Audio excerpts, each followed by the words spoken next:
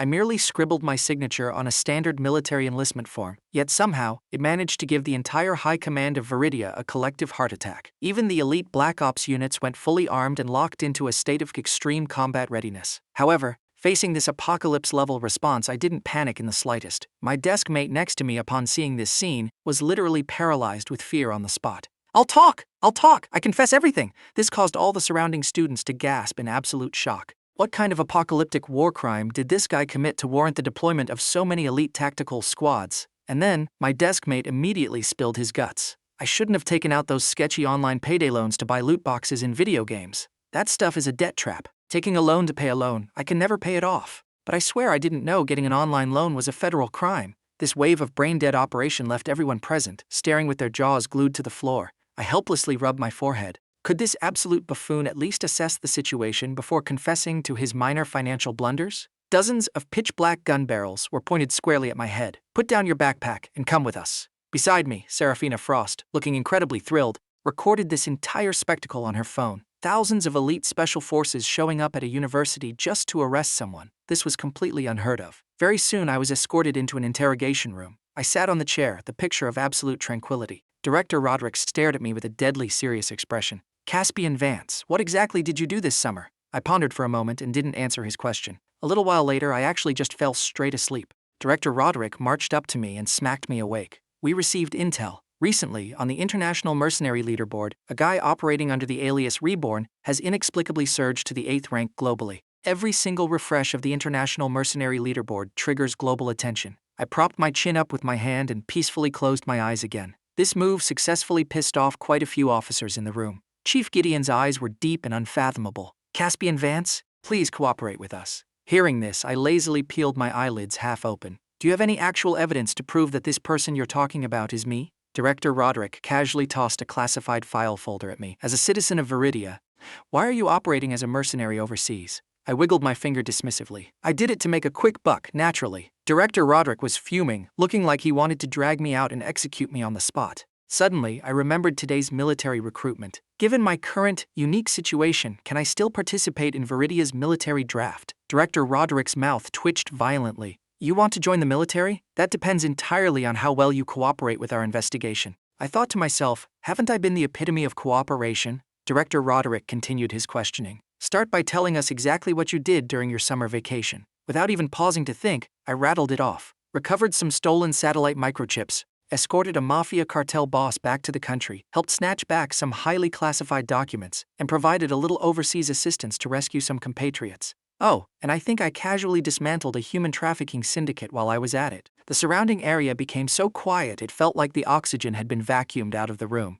Everyone stared at me like a bunch of wooden chickens. After a long moment, a man clapped his hands sarcastically. Do you even believe the nonsense you're spewing? Don't think just because you're the 8th-ranked mercenary you can blow hot air like this. You guys asked me to tell the truth. I tell the truth and you don't believe me. Do you have any other accomplices? I said with sheer frankness. Walking the path of the underworld, one man is more than enough. Director Roderick's expression darkened. He clearly still didn't buy a single word I said. He decided to go up the chain to analyze Reborn, heavily suspecting it was an entire tactical team, not a solo player. Seeing he couldn't squeeze anything else out of me, Director Roderick left. The interrogator, however, continued to press me. A few days ago, the criminal overlord over in the Iron Triangle died a gruesome death. Does this have anything to do with you? I shook my head with utmost honesty. I didn't lift a finger against him. It was his own underlings who mutinied. At most, I just went with the flow and gifted him a little something to speed up the process. The interrogator questioned sternly. So by your logic, you actually did a good deed and helped them achieve internal unity? Well, of course! I signed a gentleman's agreement with them.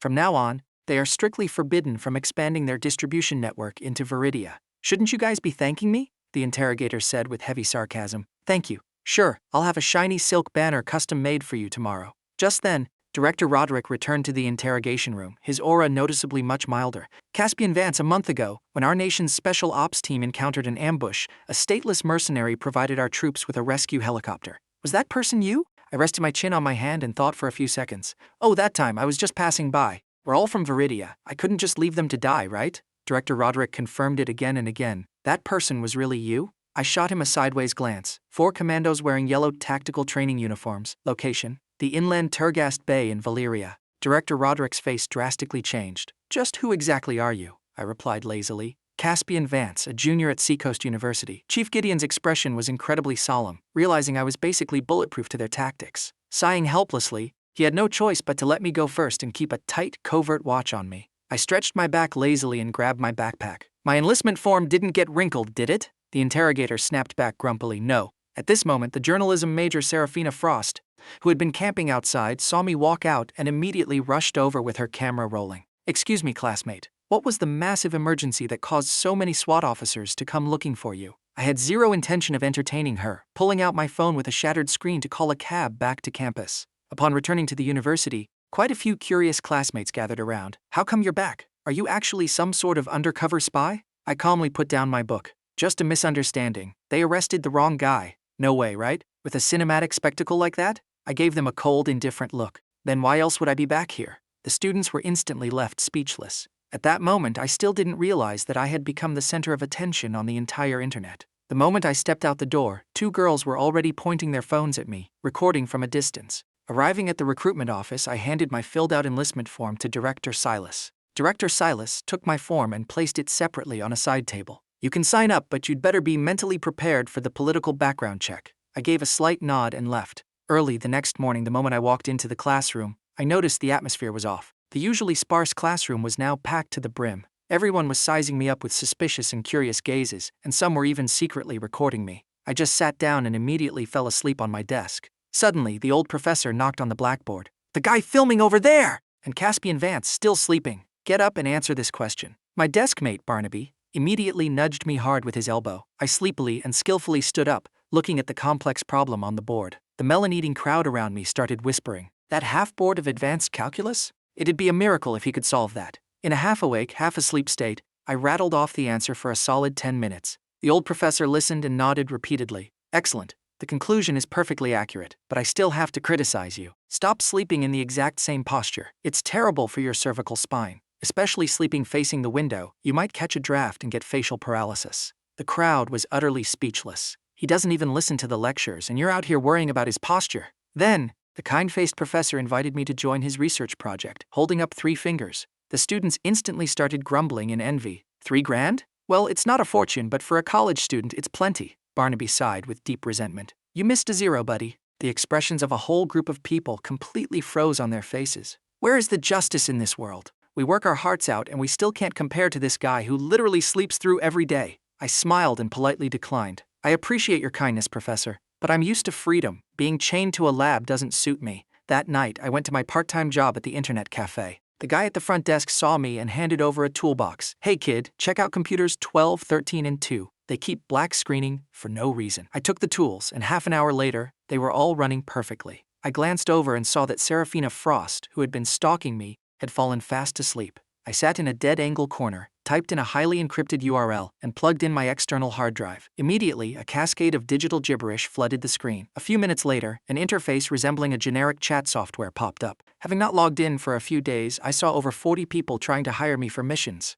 One specific message caught my eye. Annihilate the Vorlandia fraud syndicate. Commission, 5 million. Thinking about how all the victims of this group were my fellow Viridian citizens, I quickly typed back. I accept, but I need one more thing. The other party replied instantly. What do you want? I want 80% of the fraud syndicate's seized funds. The other side fell silent for a while before replying, your asking price is too astronomical. The superiors do not agree. I typed back calmly, I can guarantee the complete and utter annihilation of all their core members. Nobody else can guarantee that, because in the mercenary world, the name Reborn means a 0% failure rate. The other party considered it for a bit and agreed, but demanded that I execute a blitzkrieg, fast and decisive. I directly accepted the mission, which stunned the other side for a good while before they finally replied, all right, we'll do it your way. For the next few days, I juggled 2 or 3 part-time jobs, working until midnight every day. If I wasn't shaking boba at the milk tea shop, I was mopping floors at the local gym. Slowly, the internet's obsession with me began to fade. Right then, I received a call from the recruitment office. The military physical examination was scheduled for October 5th. Looks like I had to revise my schedule. I needed to finish my part-time jobs by the 3rd and rush back by the 4th. After taking several transit buses, I arrived at an abandoned, unfinished building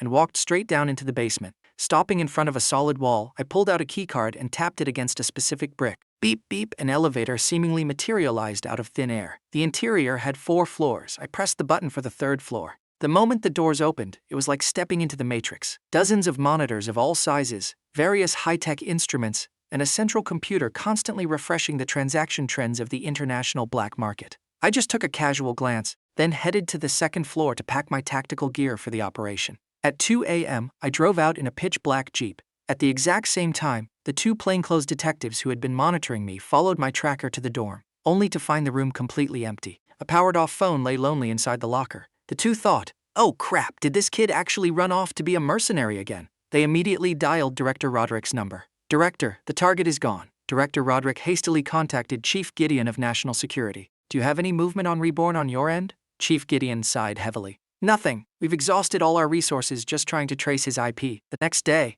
I was sitting on a speedboat halfway across the ocean. The guy driving the boat was Balthazar, an old friend of mine. At that moment, I logged into the account I hadn't touched in days, but the client mentioned a new operation time. Back in the domestic public security department, a red tracker on the main monitor started blinking wildly. "Reborn is online," Director Roderick asked nervously. "Where's the location?" After layers of intense decryption, they locked onto my coordinates. "At the border of Vorlandia. If he's there, it means a literal war is about to break out." The folks from National Security, Director Zhao, and the Public Security Department all huddled together. "What is he doing running over there? Another gang war? Report!" A massive sum of money was just transferred out of Reborn's account. After cross-referencing multiple sources, they realized it was one of the Vorlandia fraud syndicate's receiving accounts. Before they could even process the connection between the two, Reborn's account received an identical massive sum of money back. Meanwhile, I was currently tracing the transaction path, injecting an ILP virus into the enemy's network, causing their entire system to experience a catastrophic meltdown.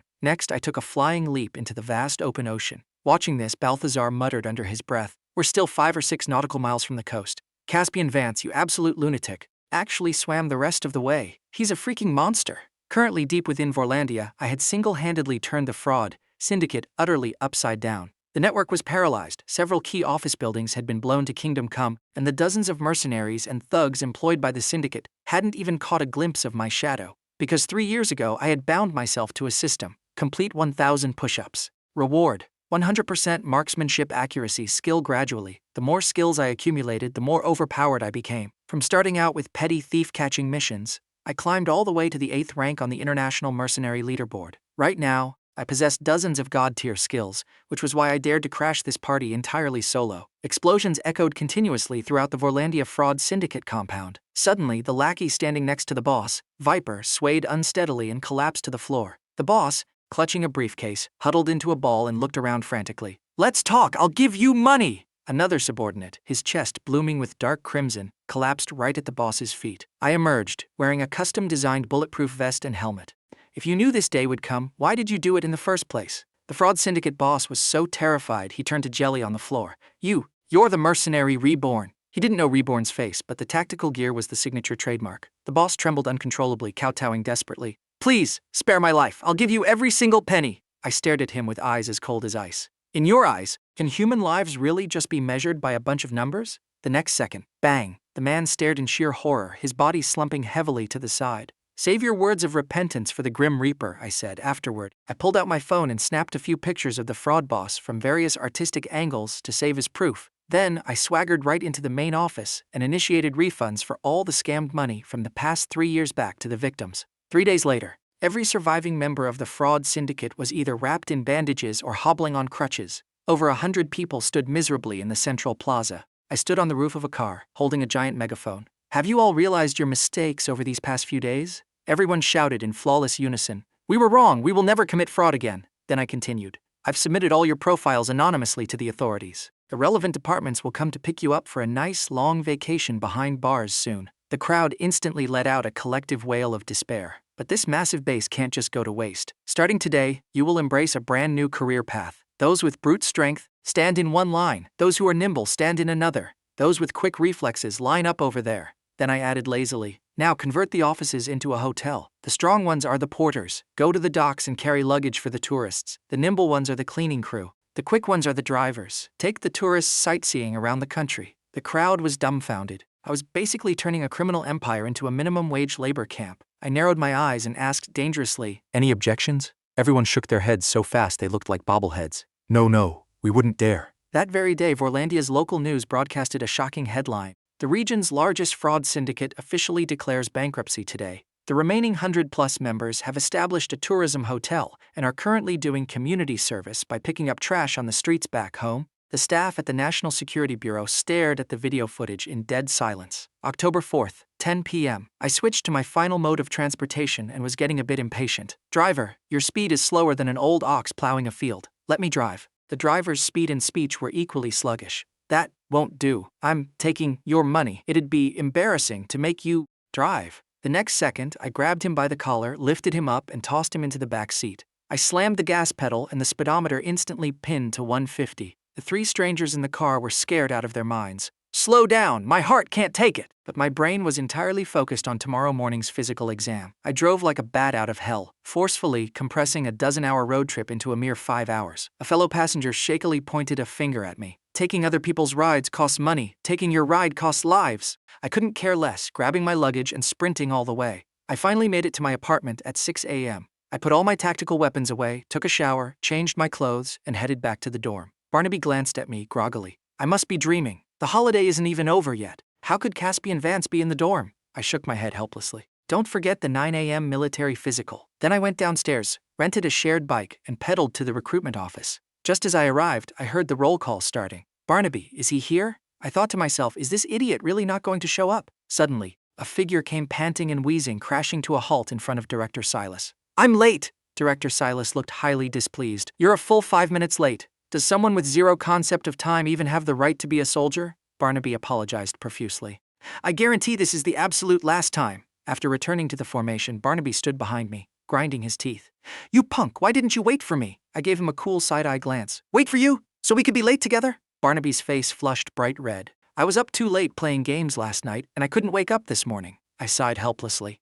"Barnaby, honestly, I think you should take that money you got from the online loan and go get your brain checked instead of buying game skins." The physical exam dragged on until 3 p.m. Just as I was about to go grab some food with Barnaby, I was intercepted by Director Roderick. With no other choice, I followed him into his car. "Caspian Vance, where did you run off to the past few days?" "I was resting at home," Director Roderick sneered. "Is your home in Vorlandia?" I replied with a poker face. "Vorlandia, I hear the environment there is quite nice. Might consider retiring there in the future." Director Roderick glared at me coldly. "Cut the smartass attitude with me." He then handed me a local news report. In the video, the same vicious thugs who used to wield machetes and stun batons were now holding brooms and mops, sweeping the streets and alleyways. Someone was nervously, secretly filming them, terrified that a broom would be thrown at their face the next second. But the group, looking like they were injected with adrenaline, turned to the camera and chanted, "Protect the environment! It's everyone's responsibility!" This bizarre phenomenon completely terrified the pedestrians, who ran for their lives. Seeing this, I couldn't help but chuckle. "Their execution is pretty solid."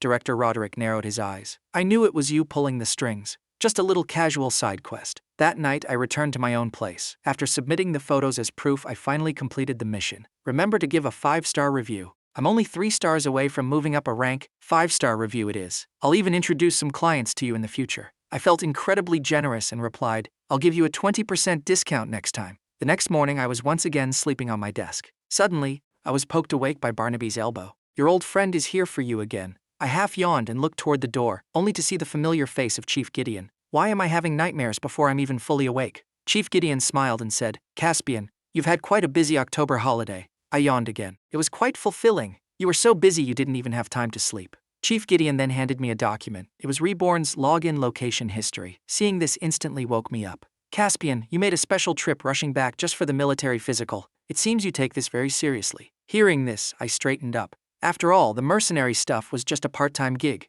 Becoming a soldier was my actual main quest. Chief Gideon chuckled. "Then I'll give it to you straight. Your background check won't pass with this identity." I stubbornly confirmed. "Are you absolutely sure? After all, I didn't commit any crimes domestically." Chief Gideon stared at me for a moment. "The fact that we haven't arrested you means you should be thanking your lucky stars. The Viridian military does not allow the existence of potential hidden dangers within its ranks." I let out a soft chuckle. What a pity then. After saying that, I left, leaving the room full of people staring solemnly at my file in a daze. Suddenly, Director Silas's phone rang at the recruitment office. "Silas? It's Commander Reginald. Do you still remember me?" Director Silas immediately snapped to attention with deep respect. "Of course I remember you, sir. Do you have any instructions for me today?" The voice on the other end chuckled. "Silas, I won't beat around the bush. We've got our eyes on this kid, Caspian Vance. Director Silas was utterly flabbergasted. Are you planning to transfer him directly under your command? No, this kid is a wild card, and his ego is through the roof. We need to throw him into the regular military system to grind him down and crush his arrogance.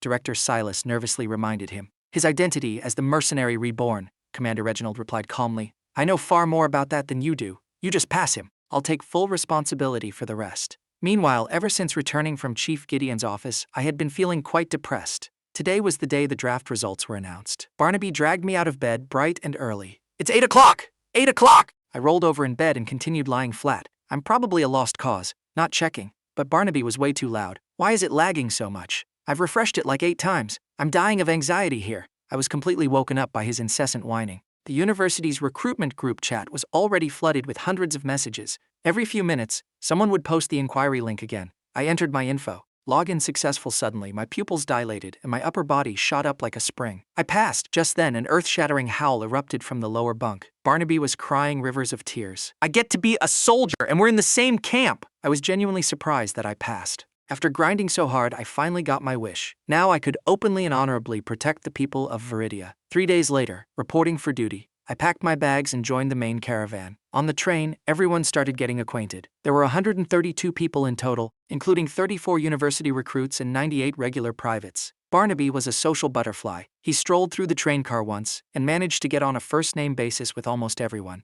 I, on the other hand, spent the entire ride reading a book. A few hours later, we arrived at the 76th Group Army Ground Force Training Base. Everyone lugged their luggage, looking around like country bumpkins entering the big city. Listening to the reception officer, Captain Jackson Briggs, introduce the base's environment. The mess hall is strictly off-limits outside of designated meal times. Your dorm is in Building 3. The environment is great, and there's a mountain right out back. We also raise quite a few sheep and poultry over there. The culinary squad takes care of them. Just like that, everyone lugged dozens of pounds of luggage and wandered around the base for a full hour. Everyone was panting heavily and sweating buckets, but they all grit their teeth and endured it until the captain finally led them back to Building 3 after a grand tour. These were all 8-person dorm rooms. Barnaby and I were assigned to the same room. I was just about to place my luggage on the lower bunk near the door, when suddenly someone beat me to it and tossed their bag onto the bed. This spot is great, I'll take this one. I kept a straight face and moved to take the other lower bunk, only for that one to be instantly claimed by someone else as well. It was then I realized these guys were actively targeting me. At that moment, Barnaby, who had secured a lower bunk, waved at me frantically.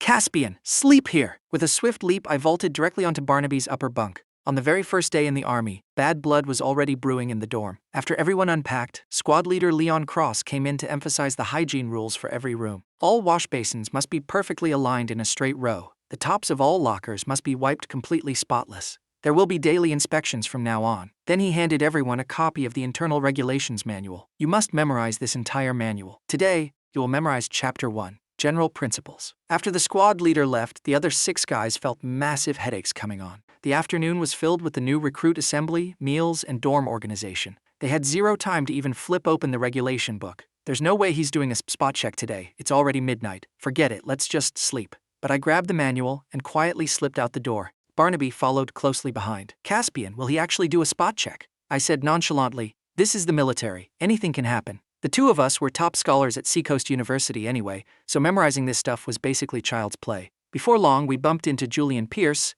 the troublemaker who had stolen my bunk earlier. He was the classic type who, when failing to study himself, dragged everyone around him down to sink with him. Wow, truly worthy of being university nerds, sneaking out at midnight to study. I gave him a faint, sweeping glance. In an animal race, the lazy, gluttonous pig runs the slowest. Take a guess what happens to him. He gets butchered. Saying that, I headed back to the dorm without looking back, leaving Julian frozen in place, fuming. That damn Caspian Vance actually compared me to a stupid pig. At 6 a.m. the next day, the revel horn sounded. What awaited them wasn't a delicious breakfast, but a long queue outside the mess hall. Suddenly, Sergeant Leon Cross said coldly, only those who can recite Chapter 1 of the Internal Regulations get to eat breakfast. If you can recite it, shout report. If you can't, stand here and smell the food. I stood at the very back of the line watching the teammates ahead of me sighing in despair. Suddenly, a report rang out. Julian Pierce pointed at me with malicious intent. My roommate Caspian Vance can recite it! Leon Cross frowned in displeasure. Does he not have his own mouth? Why are you shouting for him? Then Leon walked up to me and asked, since he says you can recite it, let's hear it.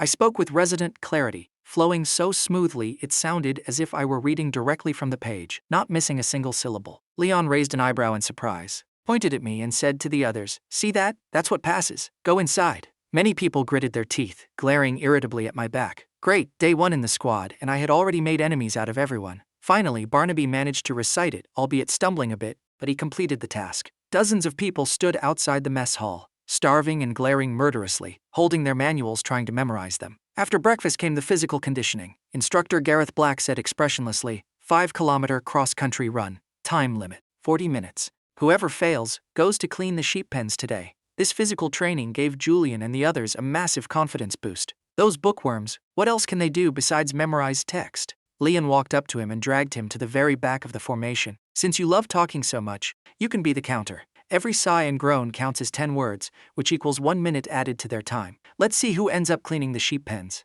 At the sound of the whistle, everyone started jogging around the back mountain. I was positioned near the back, only a few people away from Julian. At first, everything was normal. After 20 minutes, people started feeling the physical toll. How many meters has it been? I'm so tired. I've got a cramp. Julian was absolutely exhausted, but he rigidly upheld his duty, gleefully drawing tally marks on the backs of those who were complaining. Barnaby was already panting like a broken bellows, completely out of breath. I was entirely unfazed. I hadn't even broken a sweat. Long-distance running requires regulating your breathing. Inhale for 3 steps, exhale for 3 steps. The guys running behind me started matching my rhythm. Slowly, they realized it genuinely didn't feel as agonizing as before. A few of them couldn't help but praise, "Caspian, you're amazing." I quickly shushed them and pointed behind us at Julian. At this point, Julian was red in the face and exhausted, but he couldn't hide the sinister smirk on his lips. Barnaby thought to himself, "Oh crap, that bastard Julian is definitely going to target Caspian." Gradually, our small group moved from the back of the pack all the way to the middle, leaving Julian further and further behind. The group following my pace slowly expanded to over 30 people. To accommodate the speed of the majority, I practically had to slow down to a brisk walk. We completed the task right on the 40-minute mark. 40 minutes is the absolute worst passing score for a recruit, but there were still 8 privates who failed to meet the standard. Among them was Julian Pierce. Yet Julian swaggered over and handed Leon a list with an arrogant attitude. "Report, Sergeant. This is the list of people who spoke." Caspian Vance spoke the most. Leon glanced between the two of us, then called out 3 other names from the list. "Caspian Vance, Jasper Quinn, Caleb Reed, and the 8 of you who failed. You're on sheep pen duty today." Leon made everyone line up. I already promised the culinary squad. Our recruit company is taking over the sheep pens for the entire month. Everyone's mouths twitched. Couldn't you have promised them something better? Now we begin formation training. Just standing at attention took up the entire morning. You can't even stand at ease properly. Are you a bunch of useless trash? Having finally survived the morning, the crowd shuffled toward the mess hall like zombies, only to face the interrogation of the internal regulations once again. The resentment looming over them was palpable. Inside the mess hall, there was dead silence. Only the sound of chopsticks hitting metal trays could be heard. Even though the food wasn't exactly gourmet, they devoured every single leaf of cabbage down to the roots. Leaving the mess hall, Barnsby asked curiously, "Caspian, don't you feel tired at all?" I countered, "This is basic foundational stuff. Why would I be tired?" Barnaby stared with wide eyes in absolute disbelief. Was he possessed by the spirit of a war god or something? Returning to the dorm, just as we dragged our exhausted bodies into bed, the assembly whistle yanked everyone right back up. "My bones are practically falling apart, and they won't even let us take a nap?" A group of dejected recruits gathered downstairs. Captain Jackson Briggs barked sternly, "You can't memorize the rules. Your physical stamina is holding you back. Are you planning to just act as bullet delivery boys for the enemy on the battlefield?" Many felt indignant. They were fresh recruits, after all. Why treat them with the standards of hardened veterans? The dissatisfaction was written all over their faces. "None of you are resting this noon. I'm taking you to see how the veterans train." The captain led us to another training field. A group of veterans was practicing their military stance, marching in perfect, uniform goose steps. The synchronized sound of their boots hitting the ground made the earth tremble. After the marching ended, the front row stepped forward simultaneously, raising their rifles at the firing line. The instructor blew the whistle, and everyone fired in perfect sync. At 500 meters, every single person hit the dead center, the 10 ring. Finally seeing the rifles they had been dreaming of, the recruits' eyes filled with awe. "So cool, that's insane. When will I ever reach that level?" I was the only one who remained completely expressionless from start to finish. Jackson scoffed coldly. "Do you see what a real gap in skill looks like now? With how useless you all are, don't even dream of reaching this level of marksmanship in your lifetime." A few hot-headed recruits in the ranks muttered defensively, "We just joined. If we trained as long as them, we'd definitely be at their level. It's just shooting a gun. Anyone can do it." Jackson let out a cold laugh. "Since you have so much confidence in yourselves, why don't you challenge the veterans?" This statement instantly boosted the recruits' morale. "Fine, let's do it. We don't have experience. Isn't 500 meters a bit too far?" Then, we'll let you recruits challenge the 200-meter mark. Anyone want to step up? Upon hearing this, practically no one volunteered, though there was plenty of jeering. Some even looked toward me. You've been acting all mysterious. Do you have a hidden trump card? Don't hide it. Go win some glory for us recruits, I said faintly. I haven't played with these. These are antique relics from my grandmother's era. The guns I use are the latest state-of-the-art tech. At this, Julian sneered sarcastically. Are you guys really expecting Caspian to pull a miracle out of his hat? Several people asked curiously, Julian, have you touched a gun before? When it comes to crunch time, we gotta rely on brother Julian. But the actual weight of the rifle took Julian by surprise. He had only ever been to specialized shooting ranges and touched lightweight sporting rifles.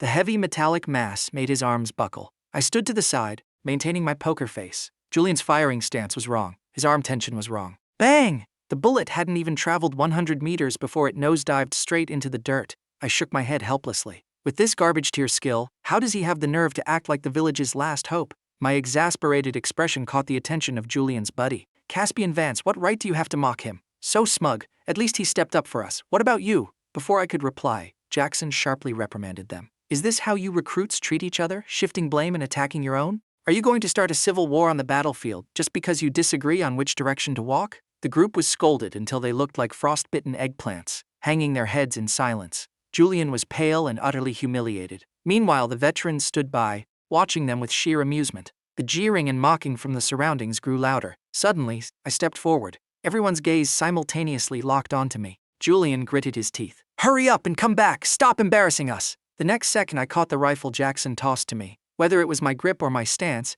it was absolute textbook perfection. The recruits couldn't tell the difference and kept mocking. Look at him posing with the gun. I bet he can't even see the target. But the veterans, upon seeing my highly professional stance, were deeply shocked. Bang! Everyone craned their necks to look toward the target. Did he hit it? I think he hit the board, not sure. Leon and Jackson picked up their binoculars and looked at the target. Caspian, how do you think you performed on that shot? It was all right. Average, I guess. It's only a measly 200 meters. I could hit that with my eyes closed. Hearing this, the recruits erupted in boos. Keep bragging! You're about to get slapped in the face! Jackson's mouth twitched slightly as he announced the score. 10 rings. The veterans were collectively stunned. The recruits stared at me as if I were a ghost. This kid stepped in sheep crap yesterday while cleaning the pens, and now he's got insane luck today? Listening to the crowd's gossiping, Jackson said, Caspian, do you dare to try the 300-meter mark? I remained completely silent, appearing to be in deep thought. The recruits thought I had chickened out. Looks like he's not totally stupid, knows when to quit while he's ahead. He knows he'd be exposed at 300 meters. Julian also chimed in sarcastically, if you don't have the diamond drill, don't take on the porcelain job. You'll just drag us all down to take the blame with you. Barnaby couldn't stand listening to it anymore. What does this have to do with Caspian? He wiped your ass for you earlier. At that moment, I stepped forward casually. 300 meters offers 0 challenge. Make it 500 meters. This time, both the recruits and the veterans burst out laughing. Is he sleepwalking? How is a recruit this arrogant going to back it up? Barnaby couldn't help but worry. Bro, I know you want to prove a point, but you're talking way too big.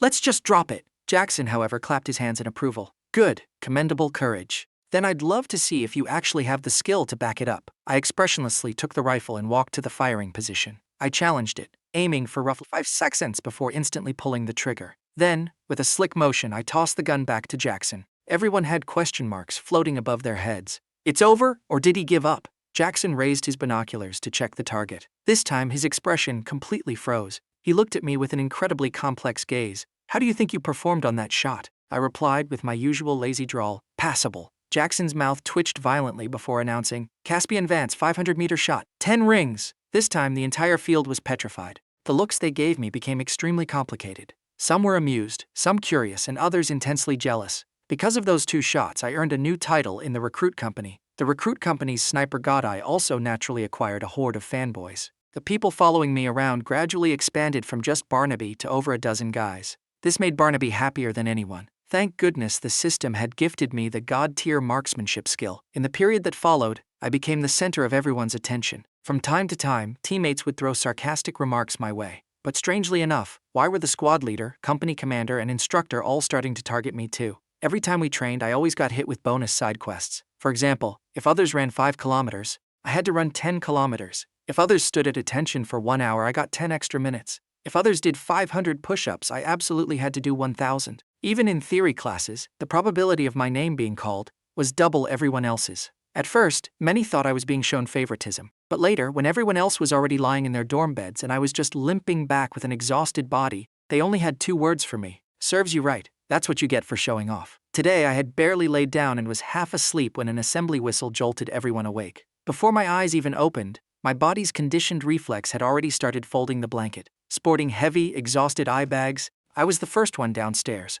Once everyone was gathered, Jackson smiled brightly. The recruit company has a tradition. We hold a celebration party for recruits who have been here for a month. Hearing the word celebration party, everyone's eyes instantly lit up. Commander, when does it start? What programs do we need to prepare? I can play the guitar. Do we have a guitar here? Everyone eagerly pitched their special talents. The next second, Jackson added, our daily training routines are fixed. We can only hold the celebration at night. Everyone instantly deflated. Commander, can we opt out? We're already dead tired every day. Suddenly, Jackson's expression turned dead serious. I said it's a tradition, which means it is mandatory. Do you not understand English? The crowd instantly shut their mouths. In a split second, you could hear a pin drop. Only then did Jackson smile with satisfaction. Now, let me go over the events for the celebration party. Starts exactly at midnight. Includes military stance holding, 100-meter sprint, 400-meter relay, 1,000-meter run, push-ups. He eloquently listed over a dozen intense physical competitions. They couldn't find a single thing related to actual entertainment. Everyone looked utterly bewildered. What the hell is this?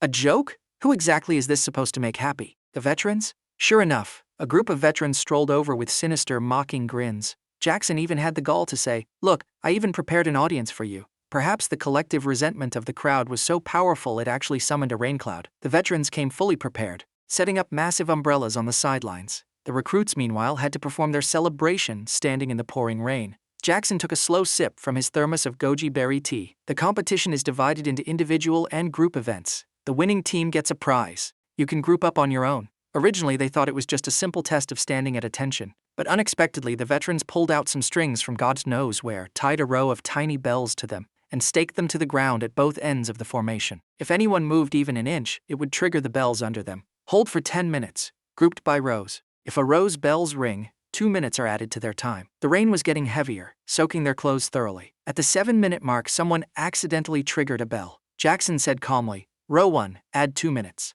Under these conditions, every single second was sheer torture. He observed me curiously and found that I was like a stone statue, unmoving except for the required leg lifts. I was standing in the first row. By the time my teammates had endured 10 minutes, many had agonizing expressions, the legs they were standing on trembling violently. At that moment, the first row's bells rang again. Row 2, add another 2 minutes. That's 6 extra minutes now. Just like that, a simple standing exercise dragged on for a grueling 20 minutes. When the event was finally over, everyone felt a massive burden lift, limping as they walked. The next event was the 100-meter dash. Groups of 4, running simultaneously, taking the average time of the 4. My group ended up with a guy whose physical coordination was terrible. He was always dead last. The other group saw him as dead weight. I said dismissively, I won't let you come in last. But my teammate was still incredibly nervous. I absolutely cannot drag Caspian down. I have to give it my all. The sprint officially began. Julian Pierce's group ran before us. They were all track stars. When the gun went off, they shot forward like lightning. Their average time was 12.73 seconds, comparable to national level 3 athletes. Julian and his crew looked at us provocatively.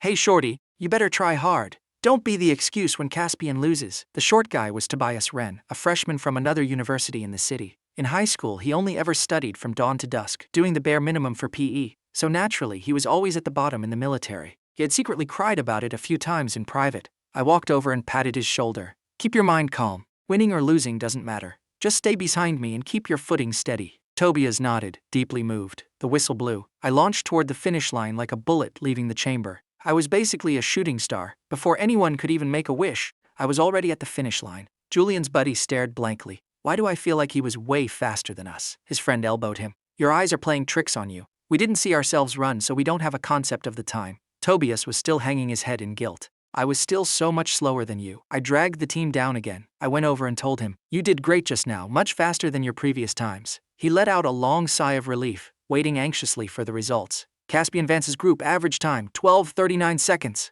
The moment the result dropped, the scene descended into chaos. Tobias was leagues behind, yet their group was actually faster than Julian's. Is there a mistake? This is rigged. Suddenly, Jackson fired a blank shot into the air. Bang, instant dead silence. Barnaby, 12:52, Rowan, 12:72. Tobias, 13:1, Caspian, 11:2. Tobias's eyes bulged in excitement. He actually broke into the 13-second range. He usually hovered around 14 seconds. No way, he actually ran 11.2 seconds? That's literally national level 1 athlete speed. One god carrying the entire squad. Jackson's lips curled up. Only he had noticed that Caspian intentionally decelerated right before crossing the finish line. What is his actual top speed? From then on, Tobias followed me around like a devoted shadow. He made a firm resolution to become my #1 lackey. In the following 400-meter relay, our group broke the record again. Julian's group scored 51.98. The other groups were all over 52 seconds. I did some quick mental math. As long as we broke 50 seconds, we'd be fine. And with my encouragement, Tobias actually improved a bit more. I practically coasted, crossing the finish line right at the 50-second mark. The veteran timing the race grunted out, "Caspian's group, total time, 50.03 seconds." A veteran whispered to me, "You slowed down again on the final sprint." I merely smiled and said nothing. By 4 a.m., the rain was pouring harder. Thankfully, this absurd celebration party was finally coming to an end. Everyone thought it was over, and they could rush back for 2 hours of sleep. But unexpectedly, Jackson waved his hand grandly. "You guys haven't practiced a march in the rain yet. Let's give you a lesson today." The crowd erupted in a collective wail of agony. Their soaking wet clothes clung tightly to their bodies. With every step, they could feel the heavy fabric sliding against their skin. At first, everyone maintained a light jog. But slowly, the leader's pace decreased and everyone dragged forward as slowly as snails. The group finally exhaustively reached their destination just before 5:30 a.m. But the destination was empty. There was only a note left for them. Opening it, they were utterly dumbfounded. It read, "Suddenly remembered you didn't bring your rucksacks, so this doesn't count as a loaded march. Luggage standard, 25 kilograms." The crowd flipped the paper over and over. What does this mean? Did the ink wash off? Are we supposed to go all the way back to get 25 kilograms of luggage and carry it up? I looked thoughtful and started scanning the area. Activating my eagle eye skill, I carefully surveyed the perimeter and noticed quite a few tools scattered around. I smiled faintly and muttered, "So that's how it is." At that moment, Rowan asked, "Caspian, do you know what it means?" My interpretation is that we must carry 25 kilograms of dead weight regardless of what it is. Wood, rocks, or bricks. They should all be usable. My voice wasn't loud, but many heard it. Someone frowned and questioned, "If you're wrong, wouldn't we just be carrying heavy garbage for nothing? Isn't it more likely it's a hint for us to go back and get our actual gear?" Barnaby and Tobias ignored the doubts around them and stated firmly, "Caspian, what should we do? We'll follow your lead." Gradually, more and more people responded, and soon half the group chose to trust me. I said calmly, "I spotted some sandbags and rocks on the path over here. Need a few guys to go back and fetch them." 5 people immediately volunteered, I'll go! Then I pointed to 2 nearby trees. There are 2 axes embedded in those trunks. At this point, people vaguely felt the trees looked a bit odd but couldn't put their finger on why. Soon, everyone gathered all the materials around me. Only then did they notice. The sandbags were clearly marked 10 kilograms, and the oddly shaped rocks were all suspiciously uniform in weight. Caspian Vance and his crew, seeing the massive loot pile, realized I was probably right. But their pride wouldn't let them admit it. They stubbornly sneered, "I highly doubt that's it. There's definitely another way." I distributed the weight among everyone. We had a few rocks left over. I weighed the axes in my hand. They weren't useless after all. They were surprisingly heavy, easily making up the remaining 10 pounds together. At this time, the rain actually stopped. Meanwhile, in the surveillance room, Jackson and Gareth were watching the live feed. This kid Caspian has some real brains. Actually deciphered the hidden meaning right away. In past years, only a handful of recruits ever truly grasped the intention. He's got serious leadership potential. When our group of dozens was nearing the bottom of the mountain, we bumped into Caspian and his crew trudging dejectedly up the mountain. I planned to just walk past, but someone behind me spoke up first. "Isn't that Brother Caspian? Why are you heading back? Don't tell me you're copying us and looking for bags to fill with rocks? No way, right? You're always so full of your own brilliant ideas." The mocking remarks made Caspian clench his fists, glaring at me viciously. "Caspian Vance, just you wait." I gave him a dismissive glance, thinking, what the hell does this have to do with me? You can't blame others for being smart just because you're stupid. As soon as our group reached the bottom, we saw Leon standing next to a massive scale. "Put your packs on the scale. Only those who pass can leave." Everyone proudly placed their makeshift weights on the scale, looking incredibly smug. Everyone passed. "Go eat. There should still be food left." It was already 9:30 a.m., well past breakfast hours. From noon yesterday to now, we hadn't slept for nearly 20 hours. We were starving and exhausted. We were hoping for a feast, only to find nothing but leftover slop and soup in the mess hall. Am I in a nightmare? Please let me wake up. Suddenly, someone laughed. "Hey, at least we have something to eat. By the time Caspian and his group get back, there won't even be soup left." With that comparison, the slop suddenly looked like a Michelin star meal. They dumped the leftover soup over their rice, scarfed it down like starving wolves, then returned to the dorm and passed out immediately. But 2 hours later, Barnaby and I were rudely awakened by a racket. It turned out Caspian and his group had just finished the punishment march. Seeing us sleeping soundly in our beds made them incredibly bitter, so they deliberately made a ton of noise. I shot him a flat look and closed my eyes again. Barnaby got pissed. Can you keep it down? We're trying to sleep, Caspian said with venomous sarcasm. Haven't you slept enough? I was just worried you'd miss the mess hall and starve. I'm just being kind. Then he walked right up to my bed. Are you getting a kick out of seeing me look so pathetic? I said with zero expression. You're misunderstanding. I feel absolutely nothing towards you. Caspian was enraged. I completely didn't even put him in my sights. The afternoon was shooting practice, the babies everyone had been dreaming of, but at first, the guns were empty. They just practiced holding the stance to get a feel for it. Holding it for over 10 minutes, their arms inevitably began to droop. Whenever that happened, Jackson and Gareth would brutally smack their arms with disciplinary rulers. Tighten those arms! Are you planning to shoot the dirt? With this posture, you're only qualified to play whack-a-mole! Everyone was wincing in pain from the ruler smacks. Out of over 100 people, I was the absolute only one who never got hit. Jackson stood next to me several times, but I remained as immovable as a mountain. Unable to find a single flaw, he could only go find trouble with the others. Barnaby sidled up to me and whispered, Caspian, not cool. You have a secret technique, and you're not sharing it with your bros. Jackson overheard their whispering and smiled wickedly. Caspian, you're all peers here. Your techniques are clearly practical. Share them with the class. Looking at Jackson's smug smile, I mentally cursed his ancestors. What technique do I have? Does years of firing live ammo on the front line count as a technique? Does the experience built on a mountain of corpses count as a technique? I had no choice but to calmly spout utter nonsense. When I was a kid, I liked to pee with my arms spread wide out, holding 2 water jugs filled to the brim.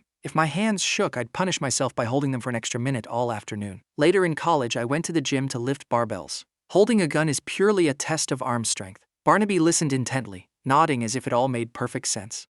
But when I mentioned the gym, he realized something was off. He leaned in and whispered, Caspian, weren't you working part-time jobs every single day? When did you have time for the gym? Jackson shot me an amused, playful look, waiting to see how I'd explain myself. I said through gritted teeth, during the holidays. Barnaby clapped his hands in sudden realization. Ah, so that's why. No wonder you disappeared every holiday. You were hitting the gym. I let out a breath of relief. At least Barnaby is easy to fool. I also run marathons frequently, I added. Tobias also had an epiphany. No wonder you run so fast. It's definitely because of the marathons. Jackson gave me a look of mock admiration and flashed a thumbs up. To the others, this gesture meant the captain officially approved of my methods. The moment the magazines were loaded with live ammo, a wave of solemn reverence swept over the crowd. Gareth said, For your first live fire, you are not required to hit the 10 ring. Just hitting the target board is enough. 10 people lined up, aiming at the distant targets. It's only 50 meters, how hard can it be? Gareth glanced at the recruits who were still talking big. You think 50 meters is a walk in the park? Let's see if you can even graze the board first. Everyone raised their rifles, slowly bringing their eyes to the scopes. If their arms shook even slightly, the target in the crosshairs would drift completely off. Just trying to aim had them sweating bullets. Gareth reiterated a few techniques, then started the countdown. 3, 2, 1, fire! The gunshots were staggered. A few people hadn't even fired. Those who did fire looked completely shell-shocked, their arms still numb from the recoil. Gareth walked up to the recruits who hadn't fired. Why didn't you shoot? They hesitated. Because we hadn't locked onto the target yet. In the military, obeying orders is the absolute highest priority. Reload and fire. The best score among these 10 was a measly 7 rings. 3 people completely missed the board. Do you still think 50 meters is easy? The first batch of recruits shook their heads in unison. Caspian, it's all your fault for making it look so effortless. You made us think shooting was a breeze. When it was my group's turn, an anomaly occurred. Gareth pulled me aside to the furthest edge of the firing line. While everyone else's targets were at 50 meters, mine was set at 600 meters. Everyone's jaws hit the floor. I knew the contrast would be brutal, but this is an insane handicap. Is this the skill gap we're starting with? Did Caspian unlock the 50-meter achievement while he was still in the womb? Jealousy slowly morphed into pure awe. Even Cassian's feelings toward me were becoming incredibly complex. I helplessly took the rifle Gareth handed me. Adopting the exact same stance as the others, I stood perfectly still. 3, 2, 1, fire! Bang! Bang! Bang! This time, everyone fired simultaneously. This group had 2 good prospects who managed to hit 10 rings. Only one person completely missed. Everyone craned their necks, eagerly awaiting my results. Gareth deliberately drew out the suspense. Caspian Vance, 600 meters shot, 10 rings! Instantly, the crowd erupted in cheers. This is the undisputed sniper god. Then Gareth added, Caspian, regarding marksmanship, what other techniques do you have to share with everyone? I took a deep breath. Don't worry, I will. The moment I turned around, my expression darkened. The captain and the instructor were clearly trying to make my life difficult. I just wanted to quietly serve my time in the military. 3 months flew by. In a blink of an eye, it was time for assignment separation. During our time together, Caspian had gradually let go of his hostility and wariness toward me. For the assignment, everyone received a preference form. I ended up filling in a choice that nobody expected. The reconnaissance company. Inside Jackson Briggs's office, Captain Thaddeus Stone of the Sharpshooter Company and Captain Lysander Cole of the Recon Company were arguing until they were red in the face. Caspian is a generational talent. His sniping fundamentals are flawless. He should come to our Sharpshooter Company to perfect his craft. Ever heard the saying, a forced melon isn't sweet? He chose us. Your whining is useless. Old G poached a great sniper from you years ago, and you're still holding a grudge? You know damn well he poached him. Back then he was exactly like Caspian, dead set on recon. God knows what kind of brainwashing potion you fed him. Jackson's ears were ringing from the shouting. Stop! Stop! You two are arguing like children, but Caspian might not even appreciate either of you. That night I was called into Jackson's office. Upon entering, I saw a man sitting on the sofa wearing the insignia of a senior officer. I immediately saluted respectfully. Good evening, sir. The man nodded. Jackson smiled. I reviewed your preference form. You want to join recon? I nodded. He continued. Your marksmanship is the absolute best among the recruits. Honestly, if you want specialized training, the Sharpshooter Company is highly suitable for you. Captain Lysander Cole, who had been silent, shot Jackson an icy, displeased glare. I looked at the two of them and said calmly, I want to become a more well-rounded soldier. The Recon Company tests a soldier's comprehensive operational abilities. Jackson nodded. This is the captain of the Recon Company, Lysander Cole. He wanted a word with you. I saluted Lysander. Good evening, Captain Cole. The more Lysander looked at me, the more satisfied he became. He chuckled warmly. Welcome to the Recon Company in advance. But I heard that during all your tests, you only ever beat the second place by a tiny margin. You weren't displaying your true limits. I replied smoothly. No, sir. It was entirely based on luck. Lysander gave a dry laugh. You're the classic type who rises to the level of the competition. If someone tries to poach you, would you consider it? I instantly thought of the Sharpshooter Company Jackson just mentioned. Back in college, I was an invisible nobody who couldn't even get a girl to look at me, and now I was the belle of the ball. The Recon Company is my sole objective. Because to become a Special Forces operative, you must first be completely versatile. Jackson chimed in dryly. Do you know that to be a Special Forces operative, elite marksmanship is absolutely critical? I smiled faintly. Shooting is not a challenge for me. Hearing that arrogant statement, Jackson desperately wanted to jump up and smack me. Look at how cocky he is. Just because you got first in long-distance running, sprinting, and overall fitness? Lysander of the Recon Company didn't expect my stance to be so unshakable. In his excitement, he couldn't help but trash-talk Captain Stone a bit, making it sound like he was reporting back to me. Jackson had to aggressively fake cough twice to make him stop. After I left, Lysander frowned at Jackson and slammed his hand hard on the desk. We've known each other for years and you're still playing the fence-sitter? Jackson sighed, then said shamelessly. Old Stone gave me 2 tins of premium Da Hong Pao tea. I couldn't just not help him pitch it. Lysander gritted his teeth. 2 tins of tea and you sell out. Where is your dignity, your moral baseline, the justice you supposedly uphold? Jackson's eyes darted around guiltily. We're all in the same military district anyway. It's all one big family. Does it really matter whose company he's in? His voice got smaller and smaller until he completely lost his nerve. Lysander pointed a shaking finger at him for a long time so furiously he couldn't speak. Finally, he grabbed the freshly brewed cup of goji berry tea on Jackson's desk and ruthlessly poured it all over Jackson's prized clivia plant before storming out, leaving Jackson staring mournfully at his ruined plant. My beautiful flower, why are you so unlucky? Caspian, my plant died for this. You'd better stay firm on your choice. The next day I was once again summoned to the familiar office of Jackson Briggs. Only this time, the person sitting there was an unfamiliar face. Captain Thaddeus Stone of the Sharpshooter Company. He cut straight to the chase. Caspian Vance, objectively speaking, with your marksmanship, you belong in the Sharpshooter Company for advanced training. I heard your goal is the Special Forces, correct? Any company can serve as a stepping stone to the Special Forces, but I firmly maintained my stance. Thank you for your appreciation, Captain Stone. However, I still strongly prefer the Recon Company, but if you insist on forcing me to stay in the Sharpshooter Company, I won't actively rebel against orders. Thank you for the invitation. With that, I took my leave. Thaddeus looked at Jackson, confused. What did he mean by that? Is he considering joining us? Jackson said helplessly. Caspian was just trying to save your face. He politely but firmly rejected you. Thaddeus glared furiously at Jackson, grabbing his 2 tins of premium tea from the desk on his way out. Mission failed. Wasting this good tea on you is a crime. Jackson chased after him. Hey, at least leave me 1 tin. It's not like I didn't try to help. Truly like a pig looking in a mirror. Ugly on both sides. A few days later, the company assignments were finalized. Barnaby and Tobias went to the Artillery Company. Surprisingly, my dorm mate Cassian went to the Sharpshooter Company. Rowan Brooks and I were assigned to the Recon Company. Upon hearing the news, Rowan literally jumped for joy. Thank God! With you around, I feel totally safe! Even though we had only known each other for 3 months, Tobias was extremely reluctant to part ways. The only reason he achieved his current level was due to my protection and encouragement. Now that we were separated, he had no idea what would happen to him. I immediately comforted him. We'll have plenty of chances to see each other. Assignments are based on individual strengths. I hope the next time we meet, you'll all be the elites of your respective companies. Whenever you need help, we are always just a call away. Everyone firmly repeated the vow. Whenever needed, always just a call away. That night, everyone packed their bags and headed to their new companies to report for duty. On the way to the recon company, Rowan was incredibly hyped. I heard we're in 1st Platoon, 2nd Squad, and we'll be sharing a dorm with the veterans. Do you think they'll try to establish dominance and haze us? He babbled the entire way, giving me a headache. Remember one rule: do what needs to be done, ignore what shouldn't be done. Rowan nodded furiously. I feel so safe with you here. I'm not scared of anything now. Arriving at the dorm, the others were likely out training. There were 2 empty bunk beds. Rowan tossed his bags onto one of the lower bunk. I tossed mine onto the upper bunk above him. Just as we finished making our beds,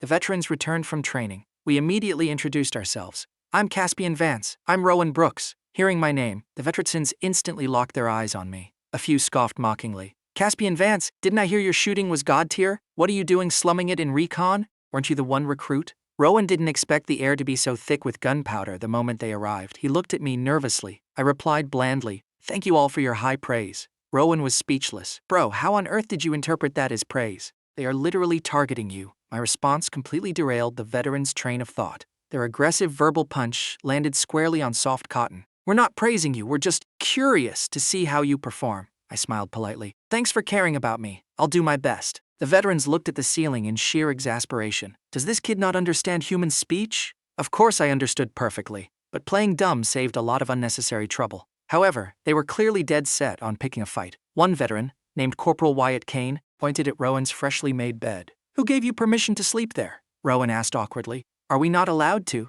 We saw these 2 beds were empty, so we took them. Wyatt snapped sharply. These are the beds we use to lounge on during breaks. Move your stuff right now. Rowan, intimidated by the scolding, turned pale and was about to obediently pack his bags. But I interjected, is the other empty bed also off limits? Wyatt raised an eyebrow. We lounge on both of them. You 2 rookies take the top bunks. There were 2 empty bunk beds. There was absolutely no military regulation stating recruits could only take top bunks. The other veterans burst into laughter, bending over with amusement. The rule in the military is absolute obedience to veterans. Did you not know that? I shook my head. We hold the same rank. Me listening to you is out of respect. But respect is a two-way street. Don't act like an entitled boomer. The veteran's eyebrows twitched violently. One of them gave a meaningful look to his buddies. They immediately moved to shut the door and windows. Rowan instantly realized what was happening and shrank back behind me in terror. Fighting is strictly prohibited in the military, the veteran sneered. Who's fighting? We're just showing some care to our new teammates. I asked back. Are you absolutely sure this isn't considered fighting? The veterans cracked their knuckles menacingly. Nobody here sees a fight. I let out a sigh of relief. Well, if you put it that way, I feel much better. The veterans blanked for a second, not registering what I meant. The very next second, I grabbed Wyatt Kane by the collar, flipped him a full 180 degrees in the air, and slammed him heavily onto the floor. The smug smiles on the veterans' faces completely froze. The victim, Wyatt, didn't even process what had just happened. Rowan stood there with his mouth agape in absolute shock. Caspian's speed was terrifyingly fast. Yet, considerately enough, to prevent the guy from cracking his skull, Caspian had maintained his grip on Wyatt's collar, ensuring his butt took the impact first. I smiled warmly. No fighting, just veterans showing some care, right? That smile sent shivers down their spines. The others snapped out of it, rolling up their sleeves to rush me. I effortlessly caught a flying punch, twisted the guy's arm behind his back, and listened to him hiss in pain. Using Tai Chi principles of using their momentum against them, I casually neutralized the remaining attackers. Then, I pointed to Rowan's bed and asked, now, can we sleep on this bed? Wyatt was incredibly furious, but he forced out an Right at that moment, the squad leader walked in. Seeing a bunch of veterans looking furious and glaring at me like a mortal enemy, he barked, "What's going on here? Didn't I tell you to be friendly to the recruits?" The veterans, faces dark with bruised egos, grunted. We were being very friendly. The squad leader, Sergeant Winston Hayes, enthusiastically introduced the dorm members. Before leaving, he specifically instructed, "We are a united, loving team. If anyone bullies you, come straight to me." Rowan thought, feeling like he'd just survived a war zone, "You could have mentioned that a little earlier. Then I wouldn't have had to witness such a terrifying massacre." I replied amicably, "Yes, Sergeant. I will cherish this loving collective." Wyatt's mouth twitched violently. Sergeant Winston was a helpful guy, detailing all the minor rules and regulations before the entire company assembled on the training ground. The recon company had 3 platoons, 9 squads, plus a culinary squad. Over 100 men stood waiting for the captain's address. Lysander Cole spotted my towering figure immediately, a rare smile gracing his face. "We have quite a few fresh recruits joining recon today. Let's give them a round of applause." Synchronized clapping echoed across the field. The recon company doesn't just teach reconnaissance, computer warfare, sniping, environmental surveying, breaching. We learn it all. 5 months from now is the annual massive military simulation exercise.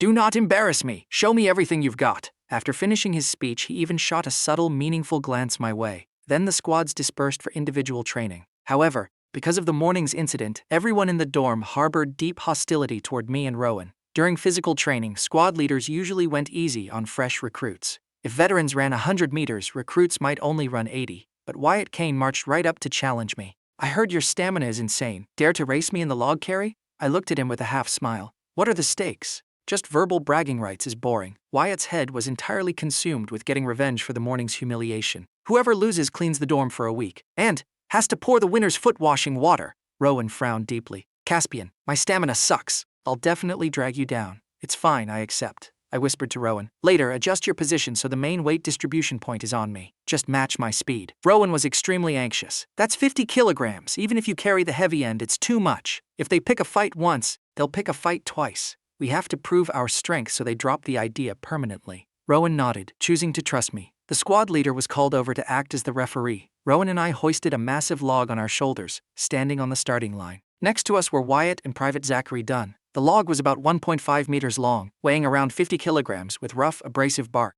I positioned myself slightly off-center. Rowan stood less than half a meter behind me. The veterans sneered secretly. This Caspian is an idiot. Doesn't he know standing closer to the center bears way more weight? Zero experience, the squad leader noticed the positioning error and wanted to warn me, but figured since it was a bet, the unfair premise was agreed upon, so he kept his mouth shut. Go! Both teams launched forward. Wyatt and Zachary had flawless teamwork. They stepped in unison, applied equal force, and moved swiftly. On our side, Rowan and I looked completely disjointed. Rowan was flailing behind me, struggling to keep up. The gap between the two teams widened, but gradually we found a rhythm and began stepping in sync. I started accelerating. Rowan stuck close behind me. Incredibly, we overtook Wyatt and Zachary. How are they running so fast with zero prior team training? The log is practically bouncing on their shoulders. Their skin is definitely going to be scraped raw. When we crossed the finish line, Wyatt and Zachary's faces were black with rage. As they were still 6 meters behind, I dropped the log. Dark red blood was seeping through my green camo uniform. We finished first. Wyatt and Zachary arrived panting, their faces alternating between flushed red and sickly pale. Someone in the crowd couldn't hold back.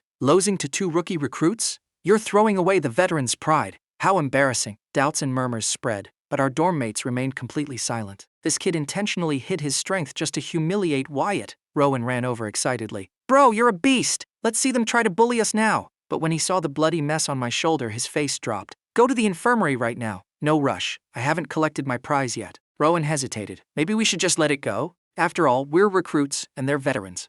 My gaze bypassed him, landing squarely on the veteran standing behind him. Rules are rules. Wyatt and Zachary were still drowning in the humiliation of defeat. I walked up to Wyatt. Does our bet still stand? Wyatt's face was ashen. He squeezed out a phrase through his teeth, no louder than a mosquito's buzz. A bet is a bet. I accept defeat. Then for the next week, I'll be relying on your hard work for the dorm cleaning and foot-washing water. Wyatt was completely dumbfounded. Wait, isn't standard procedure to exchange some polite words and cancel the bet to save face? Why isn't Caspian following the script? The rest of the dorm heard the exchange and looked completely bewildered. A veteran pouring foot water for a recruit? That was unprecedented in military history. Afternoon training proceeded normally. The veterans glared daggers at us all day, but I completely ignored them, eating with a hearty appetite.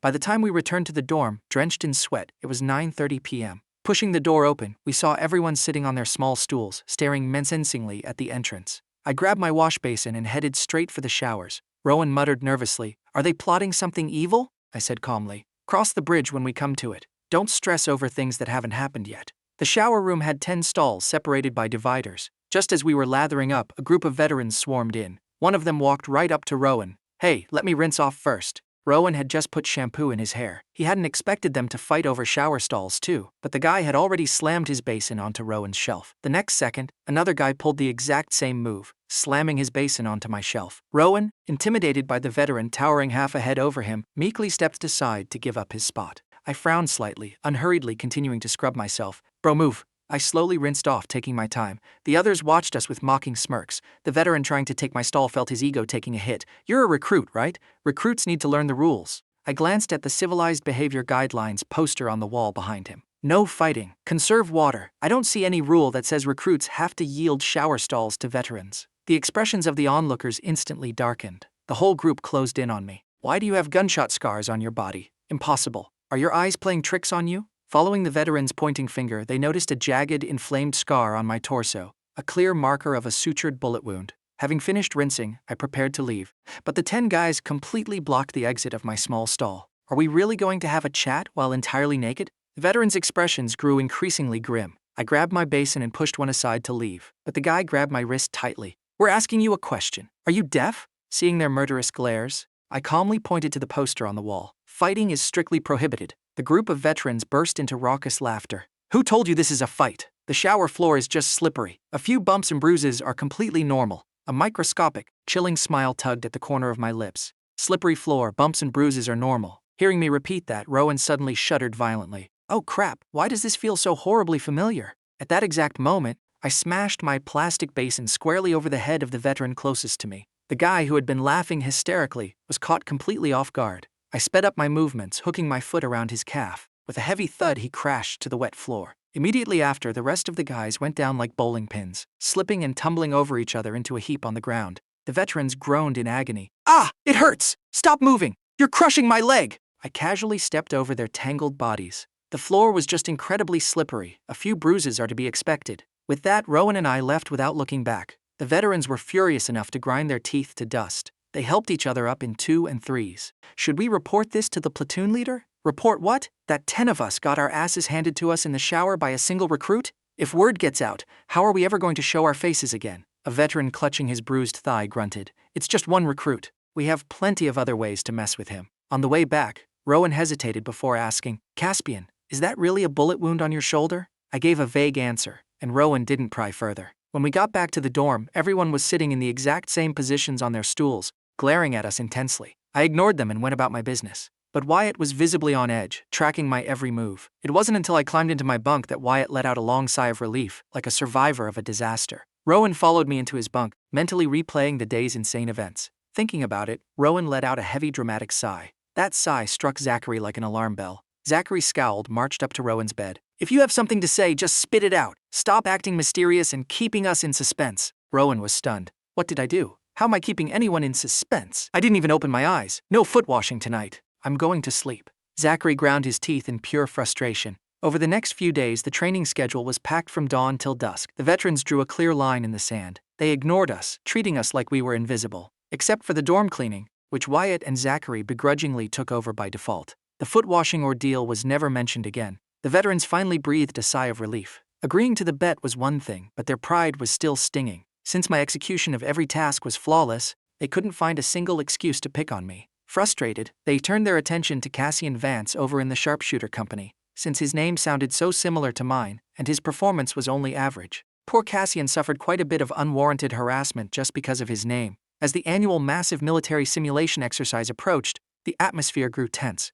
Everyone was participating. The recon company divided into reconnaissance and infiltration squads. Each squad had 5 members, drawn randomly within platoons. There were 6 or 8 recruits per platoon. With 5-6 people per squad, they formed 6 squads. Every 2 squads were pitted against each other as enemies. Each squad had to send 1 member to be a hostage in the enemy camp. The remaining 4 or 5 could be freely deployed for ambush or defense. The first team to rescue their hostage wins. During the draw, every veteran prayed desperately not to be teamed up with a recruit, but as fate would have it, Wyatt and Zachary ended up drawing me. They practically fainted on the spot. Wyatt kept a face like thunder the entire time. During tactical planning, I suggested, I'm highly suited for reconnaissance. I can infiltrate the enemy base. But Wyatt shot me down immediately. Just follow orders. You're a recruit. Stop trying to call the shots. In the end, they assigned me to ambush duty. The exercise took place in the back mountains. The 2 bases were about 1,000 meters apart, marked by tents. While we were syncing our comms radios, we heard a veteran next door screaming furiously. You useless trash! Didn't they teach you this in boot camp?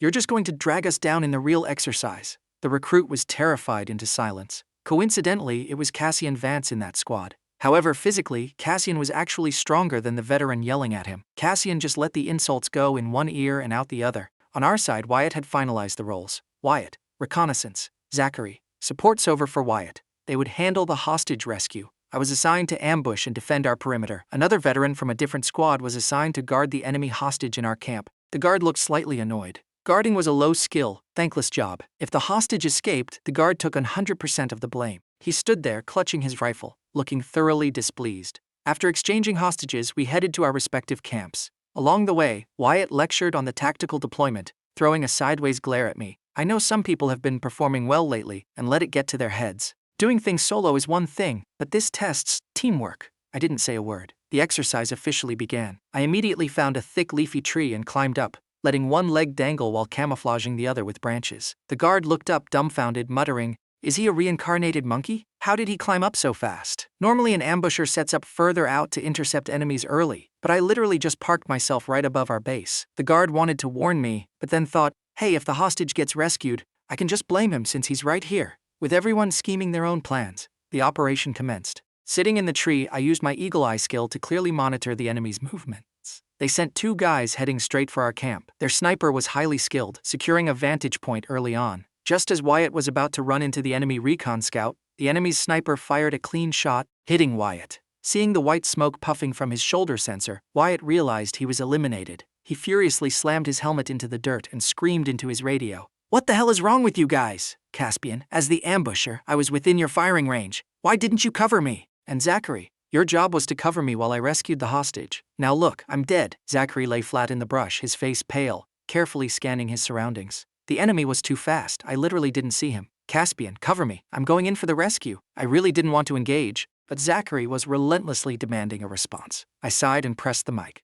Suddenly Zachary heard the faint rustling of grass. He peeked up and saw a pair of combat boots slowly approaching. Just as he prepared to fire, he felt a rock smack against his helmet. Poof! White smoke erupted. Zachary punched the ground in pure rage. "Damn it! How did they move so fast?" "Caspian, I told you to cover me. A grown man walked right up to me and you didn't see him?" I replied lazily. "You were almost 500 meters away from me. You think my rifle shoots homing missiles?" Even though Zachary knew I had a point, his ego wouldn't let him back down. "Aren't you supposed to be a sniper god? You did this on purpose," I sighed in exasperation. "Didn't you assign me to perimeter defense ambush? Now you want me to provide offensive cover 500 meters away? What exactly is my job description here?" Wyatt felt I was intentionally sabotaging them.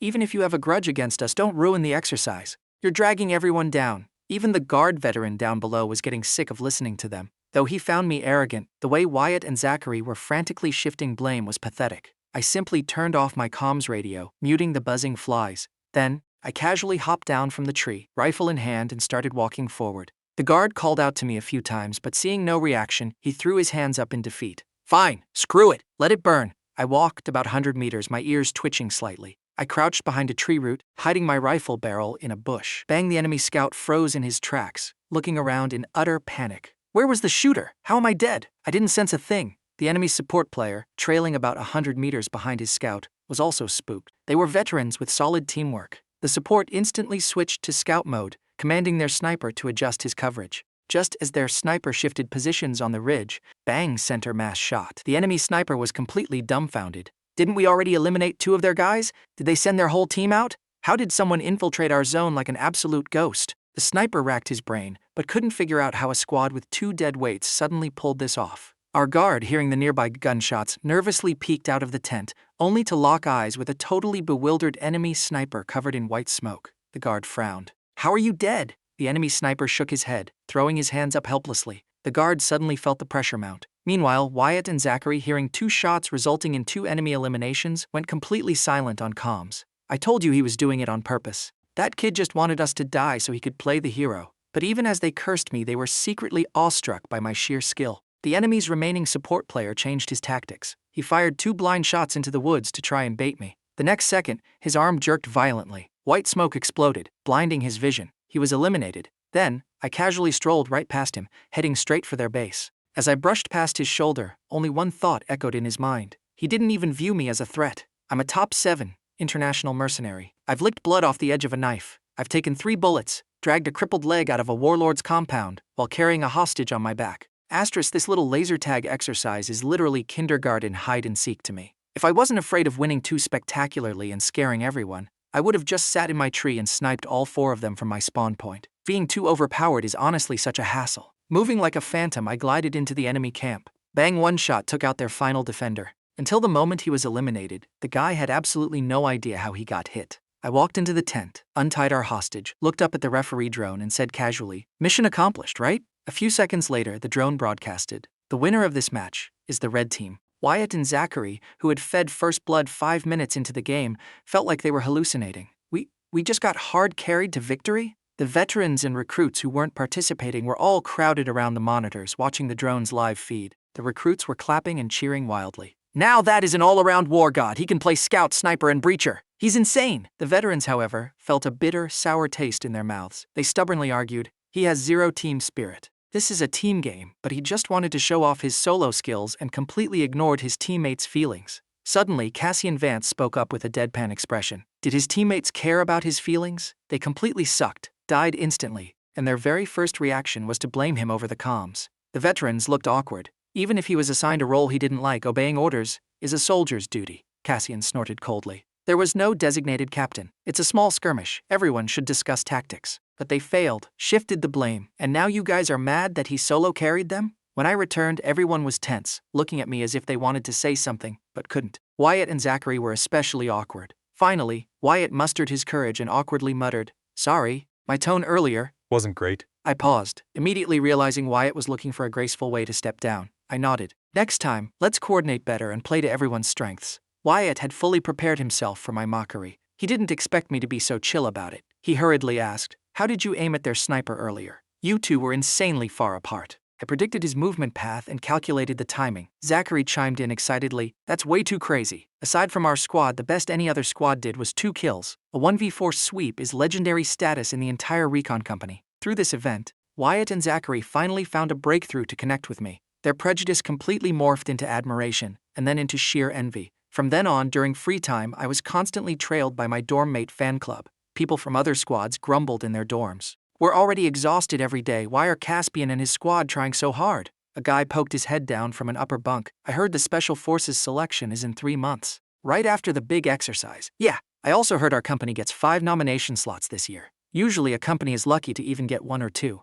Everyone wants a piece of the pie now." Their squad leader walked in. "Stop gossiping and playing on your phones. Go to sleep. You have everything in your dreams." Meanwhile, under my guidance, quite a few veterans joined my training cult. At first, they felt it was embarrassing to learn from a recruit, but soon their stubborn pride melted into absolute devotion. "I can't believe my running posture has been wrong for 10 years. No wonder my knees are messed up." An onlooker stared in shock. "You're top 3 in running, and your posture was wrong? Are you messing with us?" The veteran bragged. "With my new corrected form, I'm at least a full second faster every 100 meters." Originally, the instructor led the evening physical training, but when he saw dozens of people following my lead, where I assessed their weaknesses, designed personalized training regimens, and then essentially acted as a hands-off supervisor, he happily let me take over. That night, Captains Thaddeus Stone and Lysander Cole returned from a business trip. They wanted to check on their troops at the base first, but when they looked at the main training ground, it was completely empty. Thaddeus blinked in confusion. "Old Cole, isn't it mandatory evening training time?"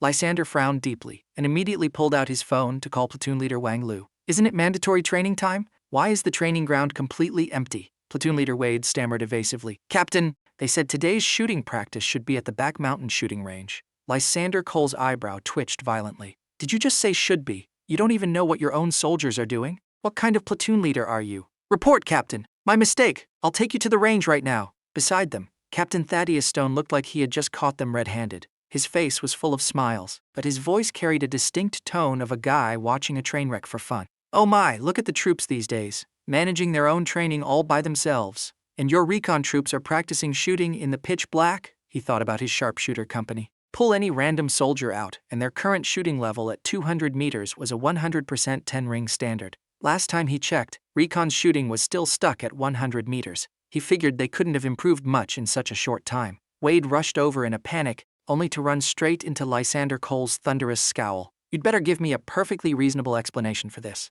I want a 10,000-word self-reflection essay on my desk by tomorrow afternoon." Wade, whose highest academic achievement was barely surviving middle school, made a face uglier than if he were crying. From a distance, they noticed the back mountain shooting range had 0 lights on. They immediately called squad leader Winston Hayes. "What the hell is going on? Didn't you say you were at the range? Why are all the lights off?" Winston replied. "We're practicing night shooting here." Thaddeus Stone's expression grew deeply amused. "Absolutely ridiculous. I've been a soldier for so long. How come I never knew you were supposed to practice night shooting without turning on the target lights?" Lysander was rendered completely speechless. He had only taken a few steps when suddenly a synchronized volley of gunshots rang out. The next second, someone barked out the scores. "Both groups, 200-meter night shooting. All 10 rings!" The 3 men approaching froze dead in their tracks. Did they hear that right? Night shooting with 0 lights, at a distance of 200 meters, and all 10 rings? Thaddeus was the first to sprint over. The first thing he saw was me holding binoculars, calling out the scores. When I saw Thaddeus approaching, I handed the binoculars to him. Refusing to believe it, Thaddeus took a hard look through the lenses at the distant targets. A row of 5 targets. Every single target had a bullet hole dead center in the red bullseye. You guys shot this? I don't believe it, I replied coolly. Captain Stone, we've only recently started our night shooting drills. Our accuracy might still be a bit lacking. Are you screwing with me? 5-10 rings and you're telling me your accuracy is a bit lacking? Lysander Cole, whose face had been black as coal the entire way there, now couldn't even hide the massive grin spreading across his face. Thaddeus stewed for a long time before finally saying, "We didn't see it happen just now. Swap in a new batch and shoot again. Let me see it with my own eyes." Lysander was riding high on adrenaline. "Since the captain of the sharpshooter company is here, let him give you all some proper guidance. This is a golden opportunity to steal some master techniques." Seeing my captain agree, I swapped in a new group to the firing line and replaced the targets with fresh paper. "Get ready," I commanded. Everyone uniformly adjusted their firing stances in a smooth, fluid motion. Even Lysander Cole couldn't find a single flaw to pick on. I gave the order, "Fire!" Everyone fired simultaneously. 5 target bullseyes, 5 fresh bullet holes. Lysander's expression as he looked at me grew increasingly complex, while Old Stone beside him looked like a dark storm cloud had parked over his head. Recon was on the verge of surpassing his sharpshooter company. He instantly felt like he was sitting on pins and needles. "I suddenly remembered I have some urgent business to attend to," Thaddeus said, scurrying away hastily. Lysander glanced at the soldiers standing at attention. Every single one of them had a water canteen hanging from their arms, and another canteen hanging from the barrels of their rifles. Lysander looked at me. "Your idea?" I nodded. "Yes, to ensure arm strength and aiming stability." He suddenly let out a laugh. "Caspian Vance, starting right now, you are appointed as the assistant instructor. You will work with Wade to draft our upcoming training schedules." Meanwhile, after Thaddeus Stone returned to his sharpshooter company, he saw only a few sparse squads lazily training. From downstairs, he could even see recruits chasing each other and messing around by the windows. Boiling with rage, he marched over and slammed the emergency assembly alarm. "The military is not a retirement home. You are not here to enjoy a vacation. No organization, no discipline. Where are your scores? Where is your training? Where is your marksmanship level?" The triple threat interrogation left everyone looking completely bewildered. Thaddeus's voice grew louder with every word. "Tonight, anyone who doesn't hit a 10 ring at 200 meters runs 10 kilometers. No, 20 kilometers! And it'll be a loaded march." Everyone's eyes widened in sheer terror, their inner voices screaming in agony. What the hell kind of crazy pill did the captain swallow today? The recruits nervously retrieved their rifles, standing to the side with extreme anxiety. Seeing them, Thaddeus instantly recalled the recon soldiers hanging water canteens from their arms and gun barrels while waiting. His inner rage flared up again. "Are you just going to stand there and wait? Can't you think of ways to practice your fundamentals while waiting?" This time, nobody even dared to breathe heavily, terrified that the captain would snap next. Breathing so loud, "Are you the reincarnation of an alarm clock?" The veterans naturally hit the 200 meters 10-ring standard, but the recruits either hit 9 rings or hesitated for ages, too scared to pull the trigger. Regardless of the reason, nobody escaped a brutal scolding. In the end, they all miserably strapped on their heavy rucksacks and ran 20 kilometers around the back mountain. For the next week or so, the usually incredibly busy Captain Stone actually began personally leading the troops' training. One day at noon, Cassian and I had just walked out of the mess hall when we bumped into Julian Pierce. Looking so dusty and disheveled he resembled a famine refugee. Seeing us, it was as if he had found his savior. He rushed over, hugged me, and bawled his eyes out. "Caspian, you have no idea what kind of hell I've been living in," I said awkwardly. "The sharpshooter company's training is a bit heavy, sure, but it shouldn't squeeze you completely dry, right?" Hearing this, Julian cried even harder. "A bit heavy? It's the final bundle of barbed wire that broke the camel's back," Julian sighed tragically. "I don't know what kind of trauma our captain suffered recently, but he's making us do insane arm strength training. At midnight, he drags us out to practice shooting. It's pitch black. You can't see a damn thing. Making us shoot in the dark? Is he absolutely mental?" Cassian carefully shot me a side eye. I awkwardly met his gaze. Julian kept complaining non-stop. "Look at my abs, they went from a 6-pack to an 8-pack. Remember how I used to have insomnia? Now I can't even get enough sleep. My life is a tragedy." The more Cassian listened, the more he wanted to laugh, until he finally couldn't hold it in and burst out laughing. Julian roared furiously. "Cassian, you punk, what's that supposed to mean? You're mocking me. I'm suffering here." "Do you have any conscience at all?" Cassian quickly threw his hands up in surrender. No, absolutely no intention of mocking you. I'm just full of pity. I never imagined your captain suffered such a massive trauma." With that, he burst into hysterical laughter again. Julian finally belatedly realized something was off. "Wait, do you guys know something? So Cassian narrated exactly what had happened that fateful night, detail by detail. After listening, Julian glared at me with absolute murderous intent. I can't believe you guys were the ones who backstabbed us. Venting made me even angrier. As he left, he still looked back at us with tragic reluctance. With a massive loudmouth like Julian around, the news that I was leading the recon training spread like wildfire. Some even wanted to form tour groups to come gawk at our recon company. Slowly, the rumor infected every other company on the base. Today, I brought my new training schedule straight to Lysander Cole. Lysander took one glance and tossed the plan right back at me. Take it back, redo it. I paused for a second. This is specifically designed for the upcoming simulation exercise. Lysander looked at me with a complicated gaze. Keep talking. I placed the training plan back in front of him, pointing at the different training modules while explaining how they tied directly into the exercise. At first, Lysander was indifferent. After all, he didn't see what was so groundbreaking about my plan. But as I continued explaining, his expression turned deadly serious. By the end, he was nodding furiously, beaming from ear to ear, practically ready to give me a standing ovation. This is an excellent pitch. I hadn't even thought of this angle. I summarized the physical metrics of all the members, dividing them into different tiers based on their individual physical conditions. For example, take Cassian. His sniping level is tier 1, so we can focus him on increasing precision. Meanwhile, his routine will heavily emphasize arm endurance training. Lysander patted my shoulder firmly. From now on, we train exactly according to your plan. You'll be taking on a lot of hard work in the coming days. I immediately snapped to attention and saluted Lysander. It is no hardship, sir. I had barely left the office when Lysander received a call from another company commander. Old Cole, how have things been lately? Lysander chuckled. Old Sterling, just spit out whatever you want to say. On the other end, Captain Sterling laughed twice, entirely unabashed. I heard your company recently produced an incredibly fierce prodigy. Lysander's eyes crinkled into crescent moons with his smile. Oh my, has the news already reached your ears? Captain Sterling chuckled. You're pretty good at playing dumb, huh? I just want to bring some of my boys over to see the current scale of your training, purely for educational purposes. Well, you should have at least given me a heads up before coming over so I could make arrangements. But to his utter shock, the guy simply crashed the party that very afternoon. Old Sterling, why did you come over without giving a warning? Although Lysander had confidence in his troops, having another company visit meant he needed to showcase his absolute best. He would have arranged for his most consistently high-performing soldiers to demonstrate. Captain Sterling had anticipated exactly this, so he gave Lysander zero opportunity to prepare a facade. Lysander thought Sterling was coming alone, but upon reaching the ground floor, he discovered Sterling had brought over a dozen men. The group uniformly saluted Lysander. Good afternoon, Captain Cole. Lysander's mouth twitched. What is the meaning of this? Sterling hurriedly explained.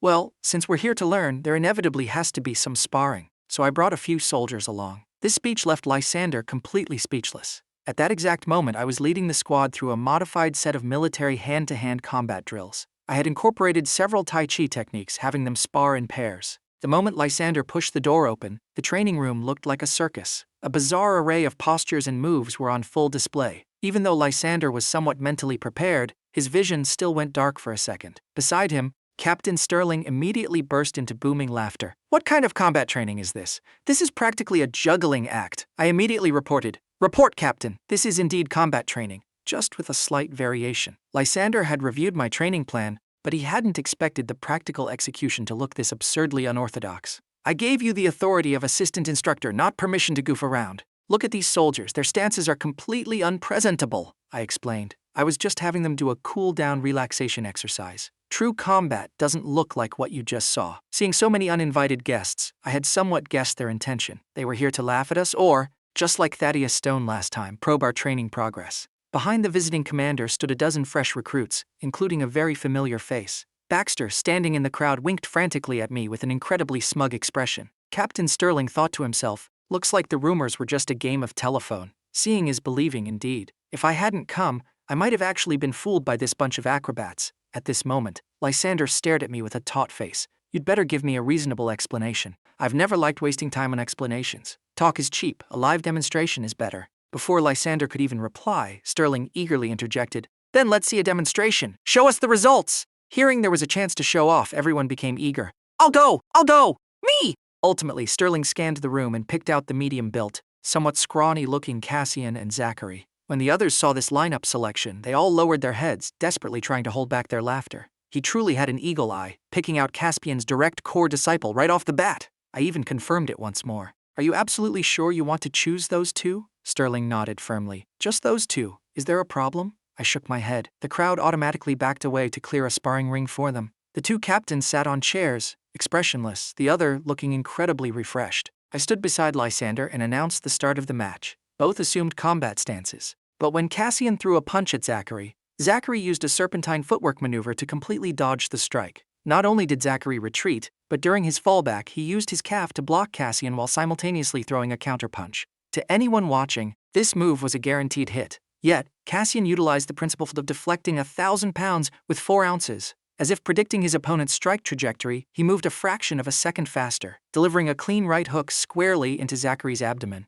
Zachary wanted to counterattack immediately, but Caspian's speed was simply too fast. Before Zachary could fully execute his move, his entire body was sent flying backward. Zachary crashed heavily to the floor. Everyone was stunned. Only the recon company members cheered excitedly. That prediction move was insane, truly worthy of being the lead disciple. Too awesome! Lysander and Sterling froze. This scenario was entirely outside their calculations. However, Lysander's expression finally softened slightly. At least they didn't embarrass me. Sterling, on the other hand, looked at me with an increasingly complicated gaze. Old Cole, it seems your soldiers have indeed been trained quite fiercely by Caspian. Dare to let your boys spar with mine? Lysander swept a glance over Sterling's squad. Every single one was built like a brick outhouse. Clearly they came fully prepared. Before the military exercise, it's good to test each other's depths, Sterling said, his eyes locking onto me. I smiled back at him. Captain Sterling, this is a cadet sparring session. As an assistant instructor, it wouldn't be appropriate for me to jump in, right? Sterling narrowed his eyes. Honestly, I just want to see how strong you really are. Are you planning to hide until the very end? Since it's a sparring session, let the others go first. I'll take the stage last. How about that? Since things had reached this point, Sterling couldn't force the issue further. Both sides sent out their powerhouse fighters. Caspian didn't even return to the lineup. He simply stayed in the ring. His opponent was an old acquaintance, but one who now possessed a new title, the artillery company's strongest rookie, Baxter. The moment Caspian and Baxter locked eyes, Baxter immediately blew him a flying kiss. As squad leader Winston Hayes announced the start, both instantly slipped into their peak combat states. Baxter's punches were just like his personality, fast, ruthless, and precise. He aimed a lightning-fast strike at Caspian's shoulder, but the microsecond Baxter's fist extended, Caspian dropped low, driving his elbow forcefully into Baxter's arm. Caught entirely off guard, Baxter's punch trajectory was forcibly derailed. Following up instantly, Caspian's next punch landed solidly on Baxter's waist. Baxter staggered back a step but still absorbed the full brunt of the blow, his face twisted in pain. When did he get this strong? Caspian smiled faintly. Just average, but dealing with you is no problem. Provoked, Baxter unleashed a flurry of ferocious, rapid punches. Initially, Caspian focused primarily on dodging, but after evading several strikes, Baxter's stamina began to flag. Seizing the perfect opening, Caspian landed a solid kick directly on Baxter's calf. They traded blows back and forth like this for 2.5 minutes. Finally, Baxter's legs gave out, and he collapsed to the floor, seeing stars. Caspian was also panting heavily from exhaustion. Sterling's face shifted through a spectrum of colors. Caspian actually seemed capable of accurately predicting his opponent's moves before they were executed, formulating a counter-strategy in a split second. Sterling called up 2 more of his guys to spar with the recon soldiers. The recon soldiers rarely initiated attacks, instead opting to dismantle the opponent's moves as they came. Then, when the artillery soldiers lowered their guard, the recon fighters would suddenly launch a relentless, completely unpredictable offensive. Once or twice could be written off as coincidence, but multiple times established a clear pattern. All 3 sparring matches ended with the artillery company suffering total defeat. The defeated artillerymen sat on the sidelines, groaning and massaging their bruised arms and shoulders. Now, the expressions on Sterling and Lysander's faces were completely inverted once more. History always repeats itself so perfectly. It was the exact same situation when Thaddeus Stone visited. Sterling stared at me. As their instructor, you must be significantly stronger than them, right? Lysander happily patted my shoulder. Since Captain Sterling is so curious, why don't you give them a demonstration? Let them accept their defeat thoroughly. All right, the rest of you, come at me together. Upon hearing this, quite a few artillery guys were instantly offended. Did I hear that right? You want the rest of us to attack you, together? That is way too arrogant. If you come at me one by one, it's a waste of time. Let's finish this quickly so we don't delay the rest of the training schedule. Looking at their pale, furious faces, they forcibly swallowed the curses on the tip of their tongues.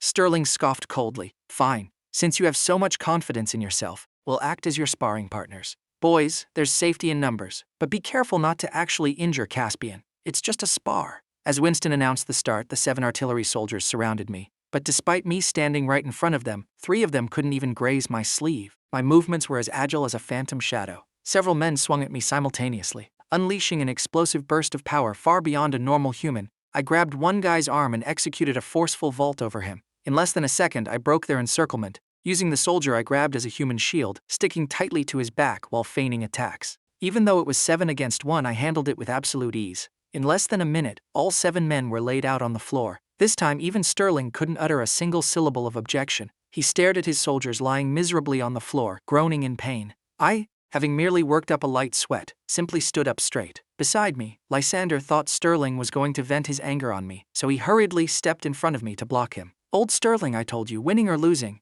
it's just a spar. What are you doing?" But Sterling bypassed Lysander entirely and faced me directly. "All right, can you come to our artillery company and teach us a few combat classes?" The room fell dead silent. What was going on? Was the artillery captain actually trying to poach someone right in front of them? Please don't. Caspian is our precious treasure. Asterisk, the face-slapping antagonists have completely switched sides. This feels way too satisfying. I looked at Lysander awkwardly. Lysander was also staring at Sterling in sheer shock. "What kind of plot twist is this?" Sterling patted my shoulder. "I admit, I initially had my doubts about your abilities, but now I sincerely hope you can come to my unit and teach my boys a few combat lessons." I thought to myself, your attitude flipped faster than flipping a pancake. Weren't you just calling it a circus act? Barnaby was also stunned, roasting his captain in his head. "That is not what you said when we came here. You said we were going to completely crush Caspian's arrogance and expose his weaknesses. You defected even faster than we did. This isn't matching the script at all. We don't know how to react anymore." A few seconds later, Lysander spoke up.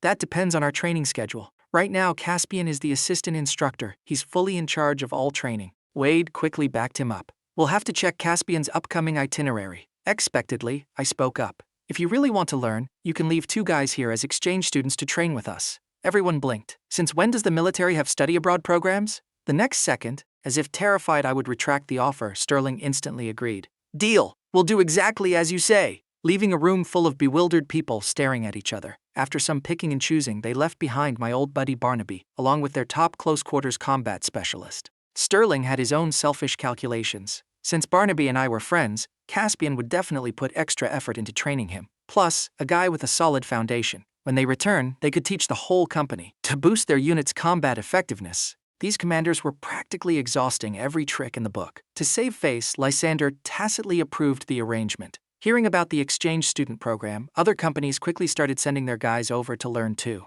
Ultimately, Tobias Wren, Julian Pierce, and Barnaby were all reunited in my glorious mishmash training class. Only this time, the roles were reversed. We weren't fellow recruits training together anymore. They were now recruits being trained by me. The annual military simulation exercise was about to begin. The overall strength of the unit had improved significantly compared to before. I naturally had become a resounding legend across the entire base. The format and personnel for the exercise were finalized. Lysander Cole held a massive briefing for the recon company. This time, it's a full-scale battlefield. Even the culinary squad is deploying. It's a massive joint exercise involving 4 entire group armies. The scale is massive, and the terrain is vast. Hearing about an exercise of this magnitude, everyone felt an itch of excitement in their hearts. This sounds way too thrilling. I don't even ask for much. I just want to die late in the game. Please don't let me be a cannon fodder right off the bat," Lysander continued. "None of you should harbor any illusions of luck, nor should you think a massive exercise has nothing to do with a lowly private like yourself. On the contrary, true victory lies entirely in the hands of you soldiers. Now, let me detail the format of the competition. Our 76th Group Army and the 9th Group Army will form the Red Army. Later, you will be issued bullets that release red smoke, along with armbands bearing the red insignia. Our recon company's primary objective is pathfinding. We must relay intelligence back to the command center. Everyone must absolutely obey the command center's dispatch orders." After briefing all the details, Lysander added with pointed emphasis, "I know some people here possess extraordinary abilities, but remember to do your designated job. Obey your orders." Cassian nudged me with his elbow and whispered, "He's talking about you." I squeezed out a phrase through my teeth, "Shut up!" The night before the exercise began, everyone was packing their gear in the dorm. They had to wake up at 4 a.m. to head to the exercise zone. Guns and weapons were collected centrally and would be distributed on-site the next day. Wyatt said nervously, "They say live-action exercises won't cause physical harm, but what if you get injured accidentally?" Zachary half-joked, "You get bumps and bruises during regular training anyway, let alone a massive exercise like this," I patiently explained. "Generally, they use blanks. They don't cause actual damage. Heavy machinery like tanks use modified soft-shell artillery. They definitely won't cause casualties." Captain Cole mentioned the soft shells during the meeting today, but they still didn't fully grasp what a soft shell was. You can think of a soft shell like a sponge ball. Inside, it's filled with colored smoke and powder. When it hits the target area, the impact triggers a switch, instantly releasing the powder and smoke. If you're within that blast radius, you're eliminated. At 4 a.m., everyone groggily boarded the helicopters. Around 6 a.m., we arrived at the destination. Looking around, there was nothing but forests, low hills, lush green vegetation, and grass as tall as a person. Attending his first military exercise, Caspian excitedly noted, "This really does feel like the perfect place to hide." First, we were assigned our weapons, followed by our 3-day combat rations. I received my rifle, weighed it slightly in my hands, and immediately felt there was an issue with its stability. I found the quartermaster. "Excuse me, I need to exchange this rifle. There's a defect with this one." The quartermaster glanced at the serial number on the gun. "Hold on a minute, I need to go to the armory to swap it." Cassian's rifle was also wrong. I noticed the models of these rifles weren't the current standard issue. They were obsolete models phased out years ago. "Hello, both of our rifles are incorrect models. Have all the new models been distributed?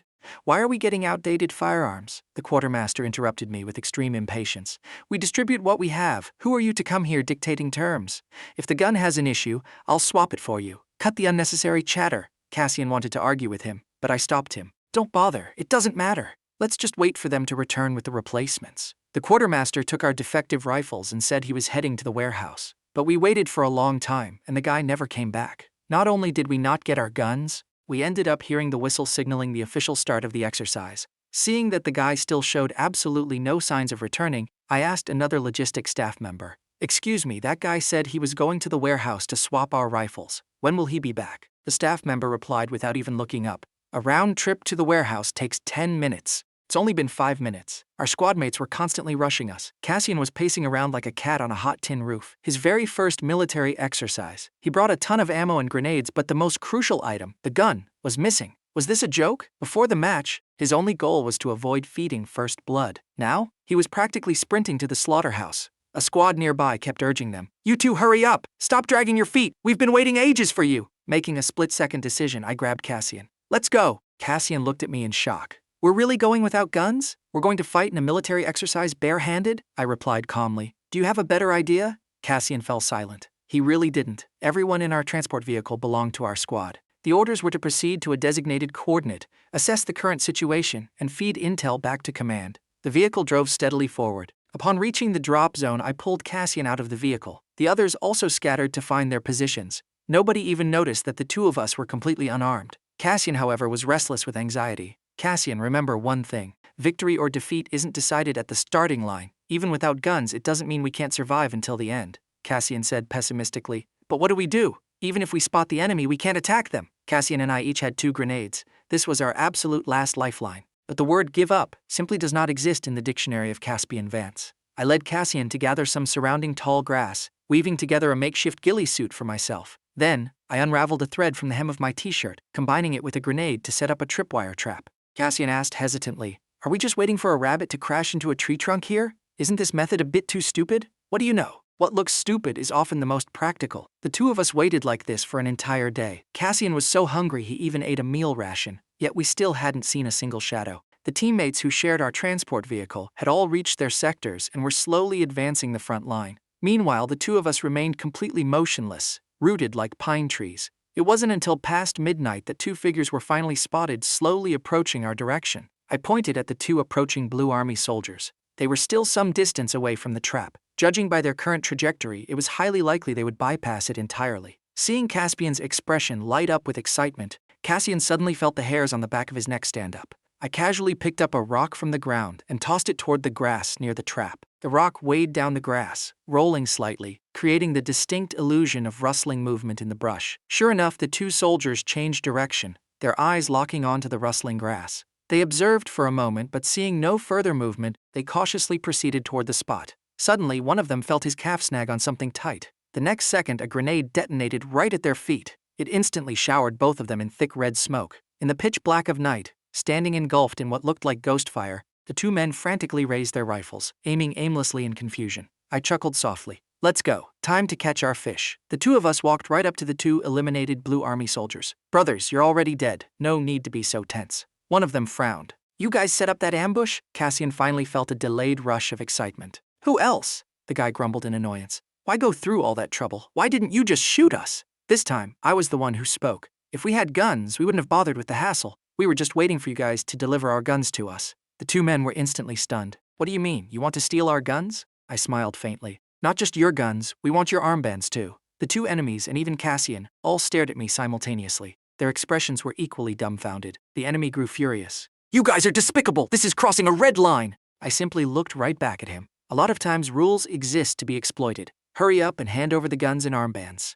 Seething with righteous indignation, the guys ground their teeth and handed over their gear. Caspian and I quickly swapped our red armbands for their blue ones. Then, the two of us swaggered away in plain sight. Caspian was still acting like he had just woken up from a dream. "We actually scored guns?" I said confidently. "Guns are nothing. Next, we need to figure out how to storm their headquarters." Meanwhile, back at the Red Army Command Center. "Report, Recon Company is missing 2 men. Caspian Vance and Rowan Brooks," Commander Thorne asked. "Have you tried contacting them through other channels? Do they have any comms equipment on them?" "No comms equipment. We haven't been able to reach them," Commander Thorne said dismissively. "Just assume they've been eliminated. Exclude them from our upcoming strategic deployments." The people around him shook their heads in pity. "How did they lose contact so fast? What a shame." Commander Thorne asked curiously. "What's wrong? Is there something special about those two?" Someone beside him quickly explained. "Recently, a rookie essentially exploded onto the scene in the recruit company. Rumor has it, his abilities are completely on par with special forces, and he even created his own unique combat styles." Listening to this, Commander Thorne instantly felt this guy sounded insanely overpowered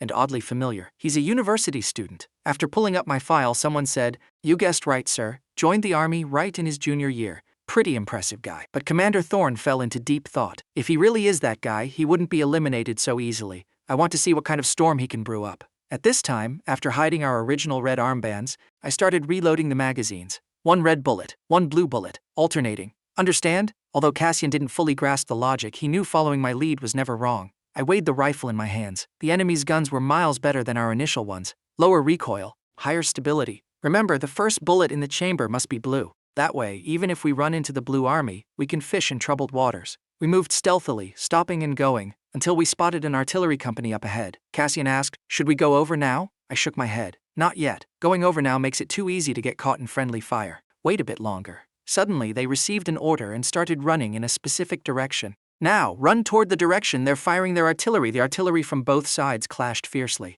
It seemed the Red Army was pushing harder. The Blue Army artillery, which had been advancing the front line, was forced to retreat 500 meters. Now is the time. I grabbed Caspian, our faces covered in dirt and grime, and sprinted frantically toward the artillery company. Seeing 2 people suddenly emerge, they shouted, "Which company are you from?" I yelled back. "We're infantry. We got scattered trying to dodge the Red Army's mortar fire." They didn't think twice. "Then hurry up and retreat to a safe zone. This area is a target zone. Their artillery is going to bombard us soon." Just like that, we found a perfectly legitimate excuse to infiltrate the Blue Army. Caspian looked at me in absolute disbelief. "My God, my heart almost jumped out of my throat just now." "Caspian, you are a freaking legend." I brushed it off nonchalantly. "This is just step 1. The enemy has several bases. We need to locate their command center among them. Right now, this is a Blue Army Armored Corps base. It's too crowded here." Holding our rifles, Caspian and I acted just like regular patrol guards, strolling around the tents of the training base. Along the way, Caspian's eyes were darting around nervously. I warned him, "Don't be so obvious. Act like you're in your own living room. The more on edge you act, the easier it is to get exposed." Caspian was practically crying from anxiety. How is this any different from volunteering our heads to the executioner? He really wanted to not be nervous, but his body absolutely refused to cooperate. I, on the other hand, navigated the area with effortless grace. Suddenly, someone rushed out and called out to us. "You two, come here and help move some supplies." The guy pulled open the warehouse doors. Inside, it was packed to the brim with artillery shells,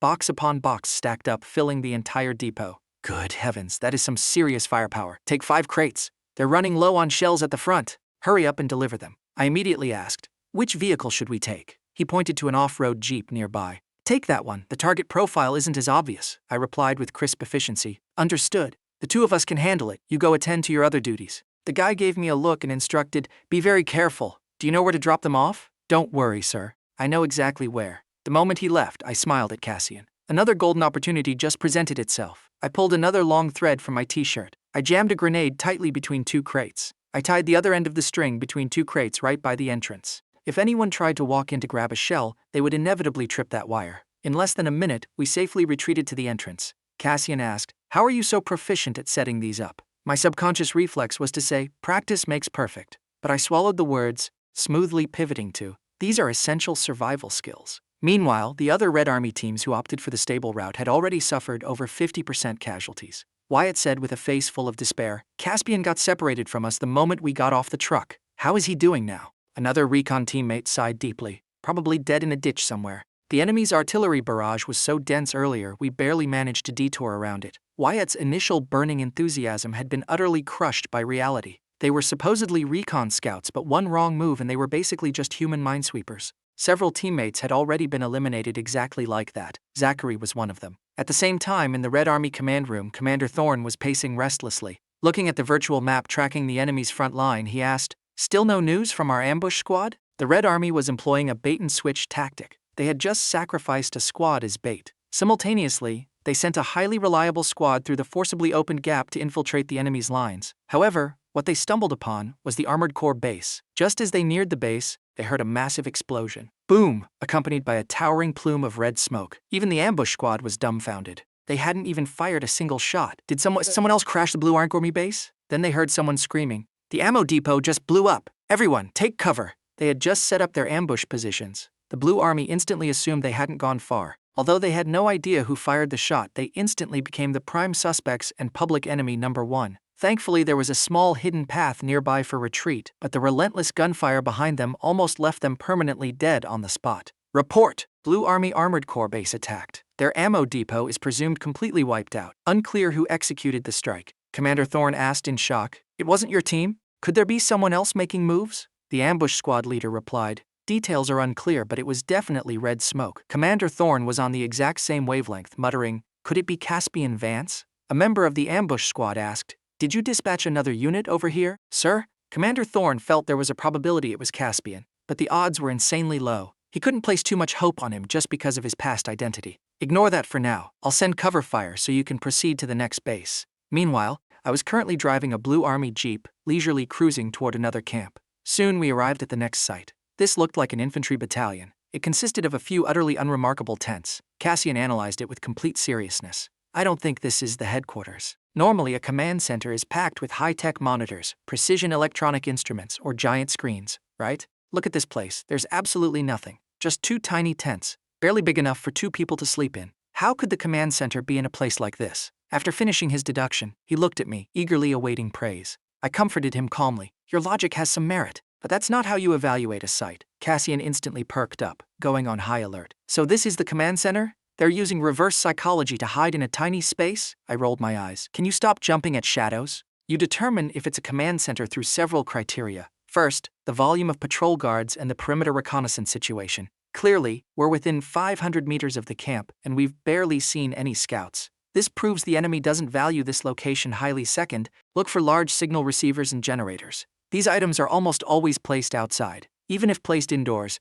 the tent size would need to be substantially larger. This place doesn't fit the bill." Third, before I could finish, a vehicle came roaring furiously toward our direction. We swiftly abandoned our Jeep and found a hiding spot nearby. "Quick, switch armbands. Those are Red Army guys, our own people. Let's go say hi." With that, I stood straight up, raising both hands above my head. "Hello, I'm also Red Army." The arrival's instinct was to raise his rifle. Someone popping out of the wilderness, claiming to be Red Army? That was insanely suspicious. "Which regiment? Which company? What's your name? Who is your commanding officer?" I answered every question flawlessly. The ambush squad immediately relayed the intel back to command. When the command center heard the name Caspian Vance, their eyes instantly lit up. Upon learning that the Armored Corps ammo depot explosion was our doing, Commander Thorne let out a massive sigh of relief. He then asked if we wanted to merge with the ambush squad. I outright rejected the offer. "I have my own plans. I operate better solo." The ambush squad leader, Sergeant Trent, said with clear displeasure, "Don't think you're hot stuff just because you managed to blow up an ammo depot.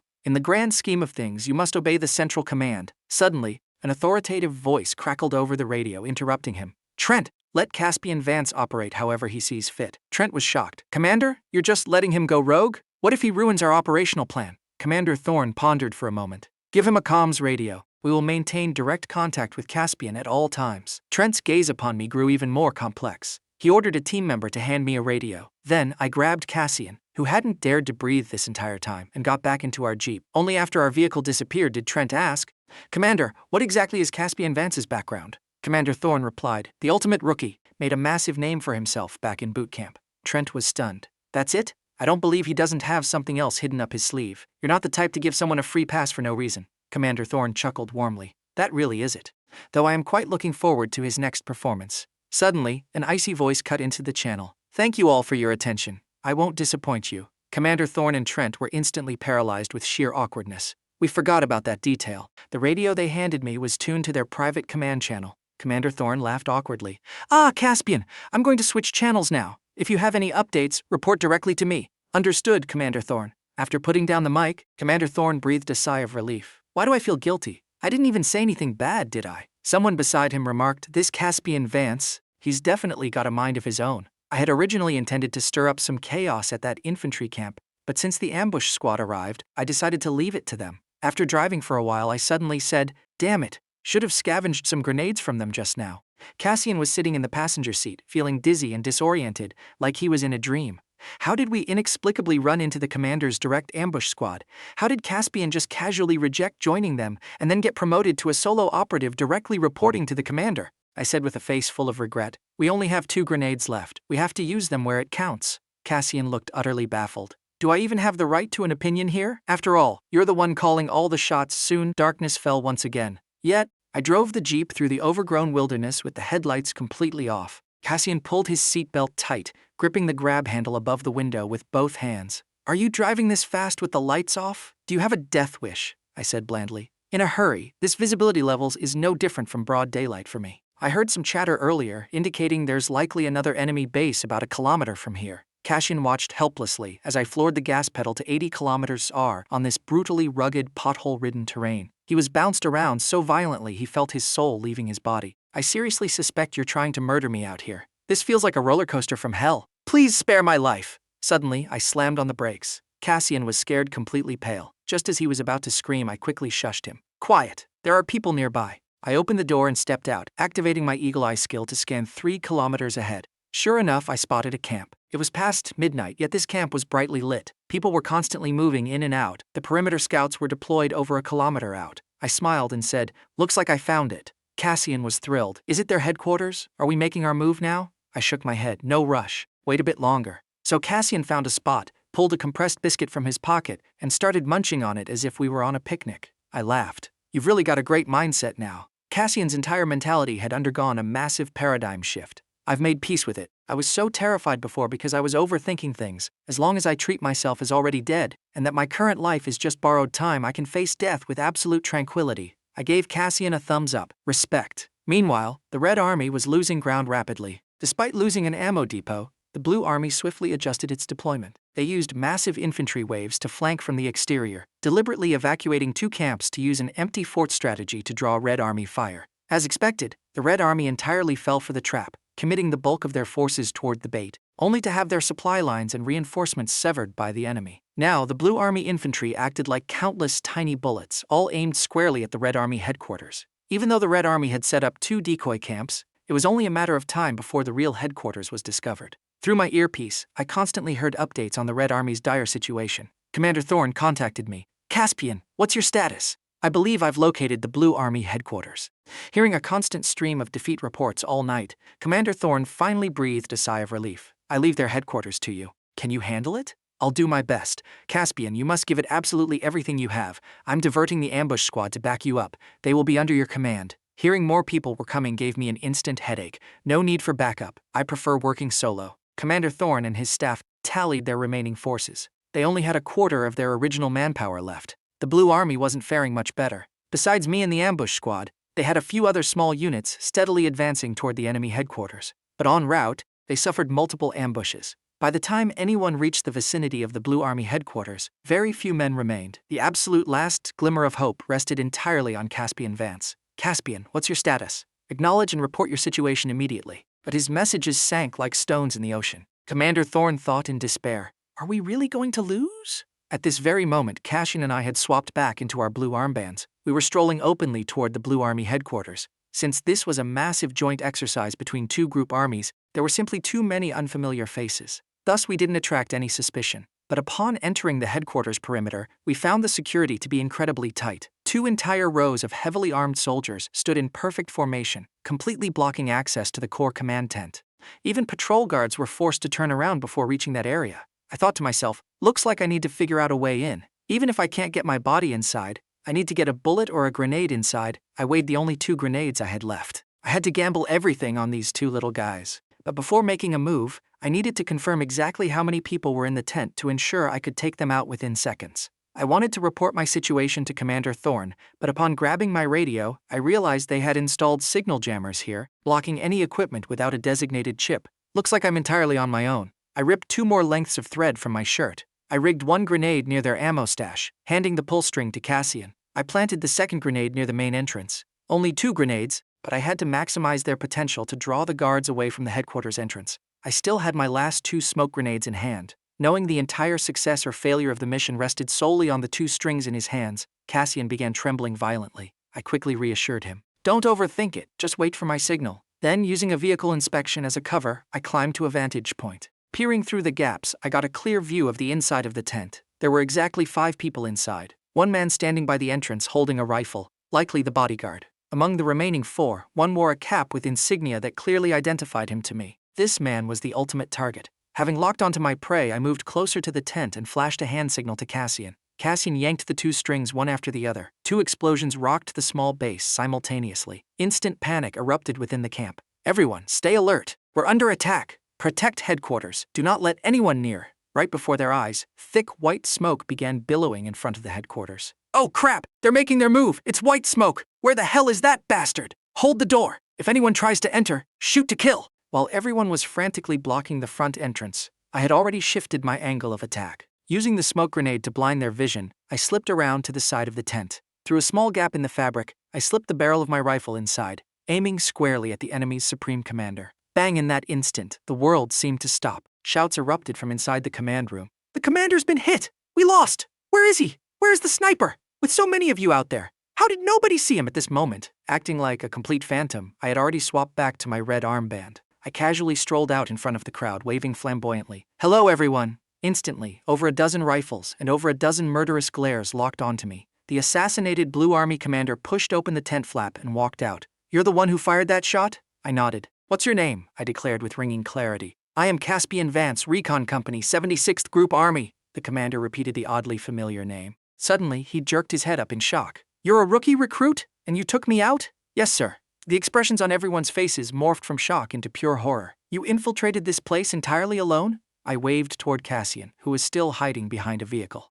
I have a comrade with me. The crowd initially assumed the comrade was some seasoned veteran who had made a name for himself in previous exercises. They didn't expect a rather timid-looking guy to shuffle out. The Blue Army commander chuckled dryly. I thought old Thorne was going to lose to me again this year, just like last year. I didn't expect him to deploy a hidden trump card, cultivating 2 elite operatives in secret to storm my headquarters. Meanwhile, the Red Army headquarters was under heavy siege. Report, Commander! The artillery company has fallen. Less than 3 men remaining. Report, we have almost no recon scouts left. The enemy's firepower is too intense. Their front line is pushing hard. They're right outside our gates. Commander Thorne felt like a ticking time bomb had been implanted in his skull. Every commander was another explosion. We lost contact with Caspian's squad. What about the other ambush squad? His subordinate panicked. Commander, they were captured by the enemy. They're hostages now. Commander Thorne slammed his fist on the desk. Fight to the death. Even if it's a brutal slugfest, I have to make Old Griffin taste our steel. Send the remaining tank units to Sector 3. Suddenly, a cluster of red signal flares bloomed in the sky. Everyone froze. His subordinate hurriedly called Commander Thorne outside to look. Commander Thorne squinted at the flares.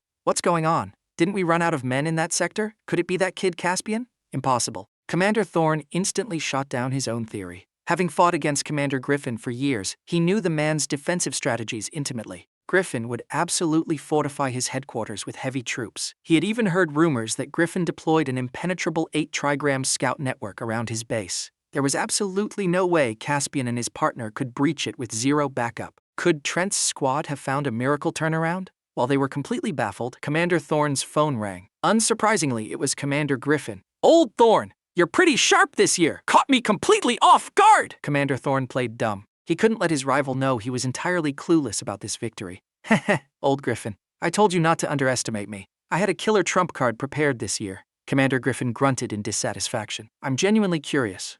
How did you manage to get your soldiers to break through my heavy siege and march right into my headquarters without a single unit of backup? Those 2 didn't just spawn out of thin air, did they? Those 2. Hearing that, Commander Thorne finally had his confirmation. It was definitely Caspian and Cassian. To think they actually pulled off an impossible comeback and clutched the victory. Realizing this, Commander Thorne burst into hearty laughter. Well, that's our core strategic secret. Suddenly, the background noise on the other end quieted down, as if Griffin had moved to a secluded area. His voice dropped to a whisper. This Caspian Vance, is he that guy? Commander Thorne replied seriously. Yes. Hearing this, Commander Griffin's gaze deepened. I didn't realize the kid was this strong. Looks like your victory this year was pure dumb luck. Hearing this, Commander Thorne's face instantly turned green. Old Griffin, what the hell do you mean by that? Caspian infiltrated your base and took you out under my command. Stop casually erasing my leadership skills. Griffin laughed mockingly. An internationally ranked top 7 mercenary with the capability to slaughter an entire city on his own. Do you honestly think he needed your instructions to locate my headquarters? Commander Thorne was left absolutely speechless, with zero room for rebuttal. But he stubbornly bit back. Having dumb luck is also a form of skill. It's not my fault Caspian chose to join my unit. Usual rules. You owe me 2 bottles of the good stuff. This time, it was Commander Griffin's turn to be speechless. When the others saw the signal flares, they were equally bewildered. Especially the eliminated Red Army soldiers' lays. They cheered wildly in their containment areas. Insane, we actually pulled off a comeback. It's not even been 3 days and the exercise is already over. Feels like our entire company is gathered here. Lysander Cole sighed. I was originally hoping you guys would hold out a bit longer, so we wouldn't all bump into each other at the graveyard so early. But I get here and find the whole gang's already present. Wyatt said helplessly. We had no choice. As recon scouts pushing the absolute front lines, we're prime targets for feeding first blood. Wyatt looked around. I still don't see Caspian or Cassian. They must still be alive out there. Zachary said enviously. Must be nice. Look at their level of participation. They survived to the end and just got a free ride to victory. Someone suddenly piped up. Caspian is so strong, do you think he was the one who eliminated the Blue Army commander? The moment the words left his mouth, the surrounding crowd erupted into booming laughter. All right, there's a limit to joking around. Caspian is strong, sure, but listen to yourself. You sound like you're daydreaming. Only Lysander Cole's expression remained highly complicated. After the exercise concluded, the Red and Blue armies returned to their designated assembly areas.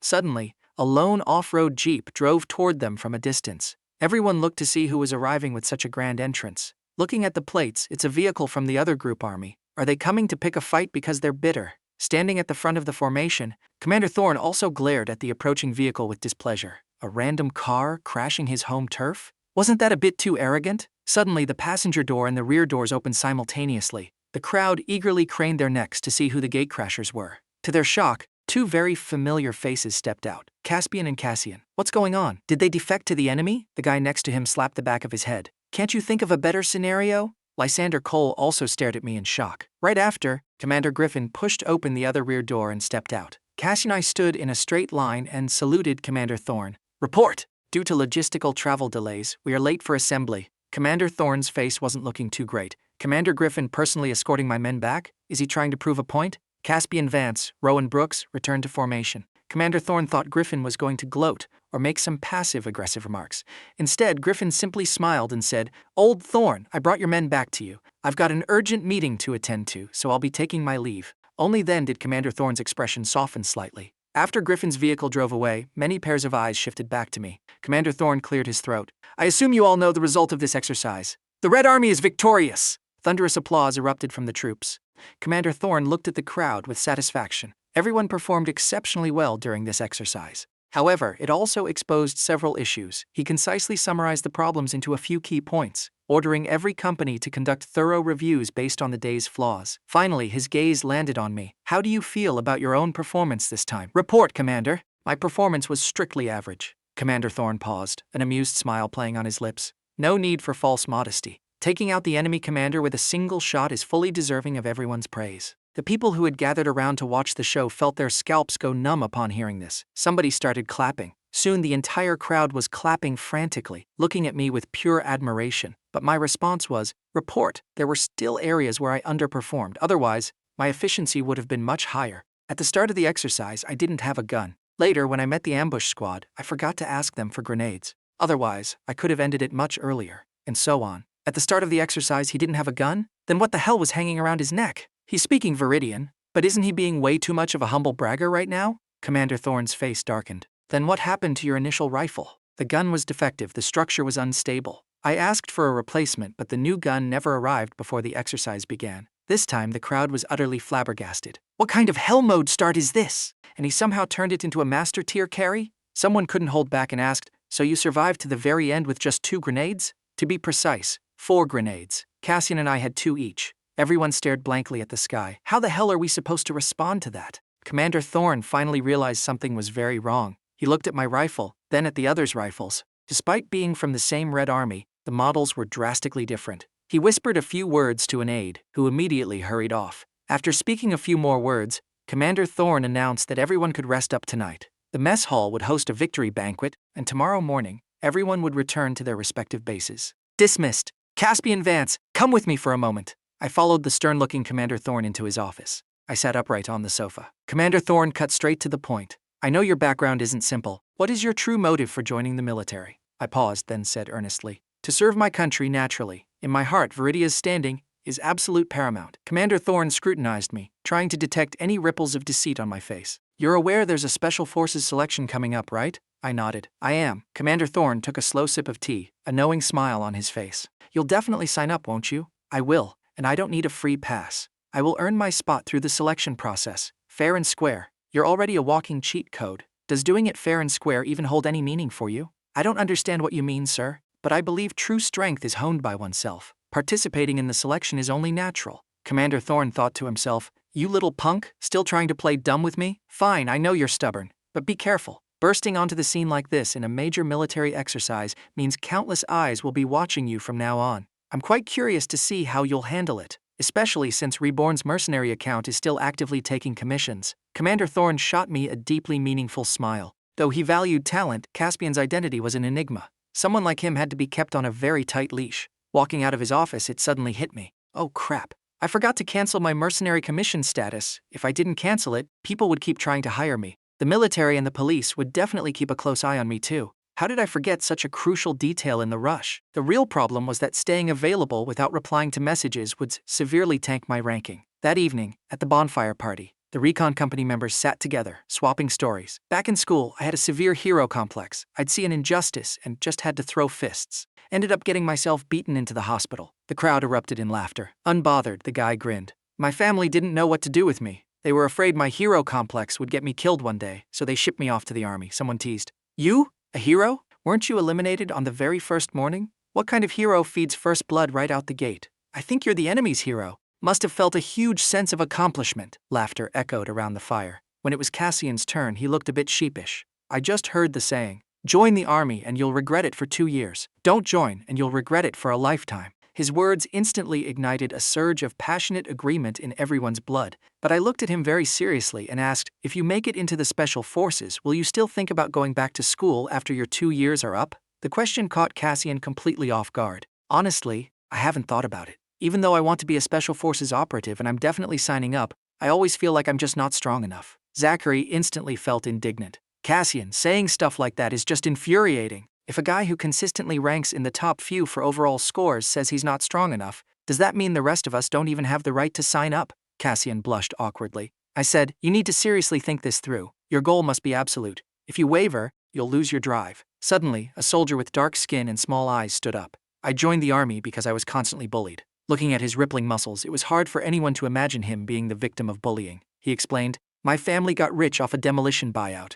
After the buyout, an elite private school was built in the area, and my parents shoved me in there. Their bullying wasn't physical or verbal. It was complete isolation, and those looks of sheer disdain. I'm a super outgoing guy, but being there, I didn't make a single friend. Eventually, I couldn't take it. I had a massive fight with my dad and dropped out. Right around then, I saw a retired soldier walking past my house wearing a big red rosette. Everyone was cheering and clapping for him. In that exact moment, I decided I wanted to be a soldier. Another young man, looking refined and scholarly, spoke up. I'm a massive military nerd. My dream was to be in the Air Force. Flying fighter jets is my ultimate dream, but I failed some of the medical metrics, so I couldn't join the Air Force. However, as long as I'm a soldier, I believe I can shine anywhere. I want to stay in the military for the rest of my life. His name was Elliot Finch. He had even gotten LASIK eye surgery specifically to join the military. Listening to their stories felt like looking a window into their past lives. Even though their starting points were vastly different, fate and dreams had brought them together here. Shedding the aggressive, hostile exterior they used to wear, today they finally stepped into each other's hearts. Finally, it was my turn. Someone cheered,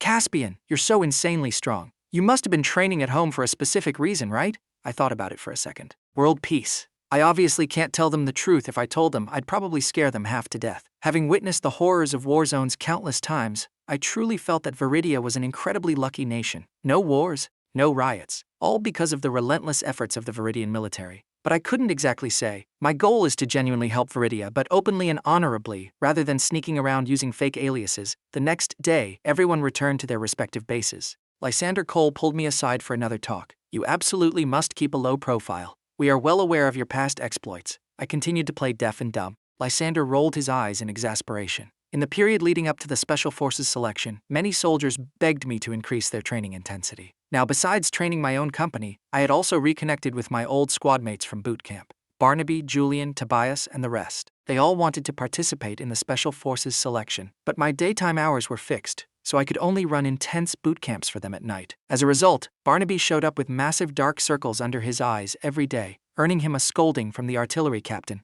"Barnaby, are you turning into a nocturnal rat? Is the daytime training not enough for you? If you don't make it into the Special Forces Brigade this year, you'll be doing a massive disservice to all that sleep you're losing." Barnaby, dizzy with exhaustion, didn't even process the heavy sarcasm. He squinted his eyes, yawned, and mumbled, "Thank you for the blessing, Captain." Captain Sterling was speechless. "Having you is truly a blessing upon my life." The number of applicants from the recon company reached historic highs. When Lysander saw the towering stack of application forms, even he was shocked. The total number of applicants from recon this year could probably break a world record. Still, he was immensely proud that his men had such courage and confidence. A week before the official selection, Commander Thorne gathered all the applicants to brief them on the trials. First, there will be an intelligence test. A few guys who had been massive slackers in school instantly put on bitter faces. "I'm doomed. I start sweating the moment I see a page full of words." Lysander added, "The specific format changes every year. But don't worry, the difficulty isn't that high. The more you say that, the less reassured we feel." Lysander then outlined the other trials, mostly physical endurance, and even a wilderness survival segment. A Special Forces operative is not a lone wolf. Many selection trials will test the synergy between teammates. You haven't had specialized training for this, so the difficulty won't be astronomical. Everyone mentally sketched a rough outline of the competition in their heads, but overwhelmingly, they just felt nervous. Seeing their heavy expressions, Lysander suddenly smiled. "Now for a little surprise. I have 30 balls in this box. Inside each ball is a slip of paper. The one that says pass will grant the sole automatic nomination slot for the recon company." The moment the words dropped, the crowd erupted into howling cheers. "Are you serious? I'm gonna kowtow to my ancestors right now? Please let me draw the pass. I've never even won a free bottle cap from an iced tea in my 20 years of life. I am channeling all my accumulated luck into this." I smiled faintly. I hadn't expected Lysander to not have a pre-selected candidate and resort to a lottery system instead. "Don't celebrate too early. This nomination doesn't guarantee your entry into the Special Forces. It just means you skip the initial elimination trials. You still have to participate in the subsequent training." Soon, everyone lined up to draw from the box. When it was my turn, Lysander let out a grunt, seemingly complaining. "Heavens above, my heart was so pure and I still didn't get it."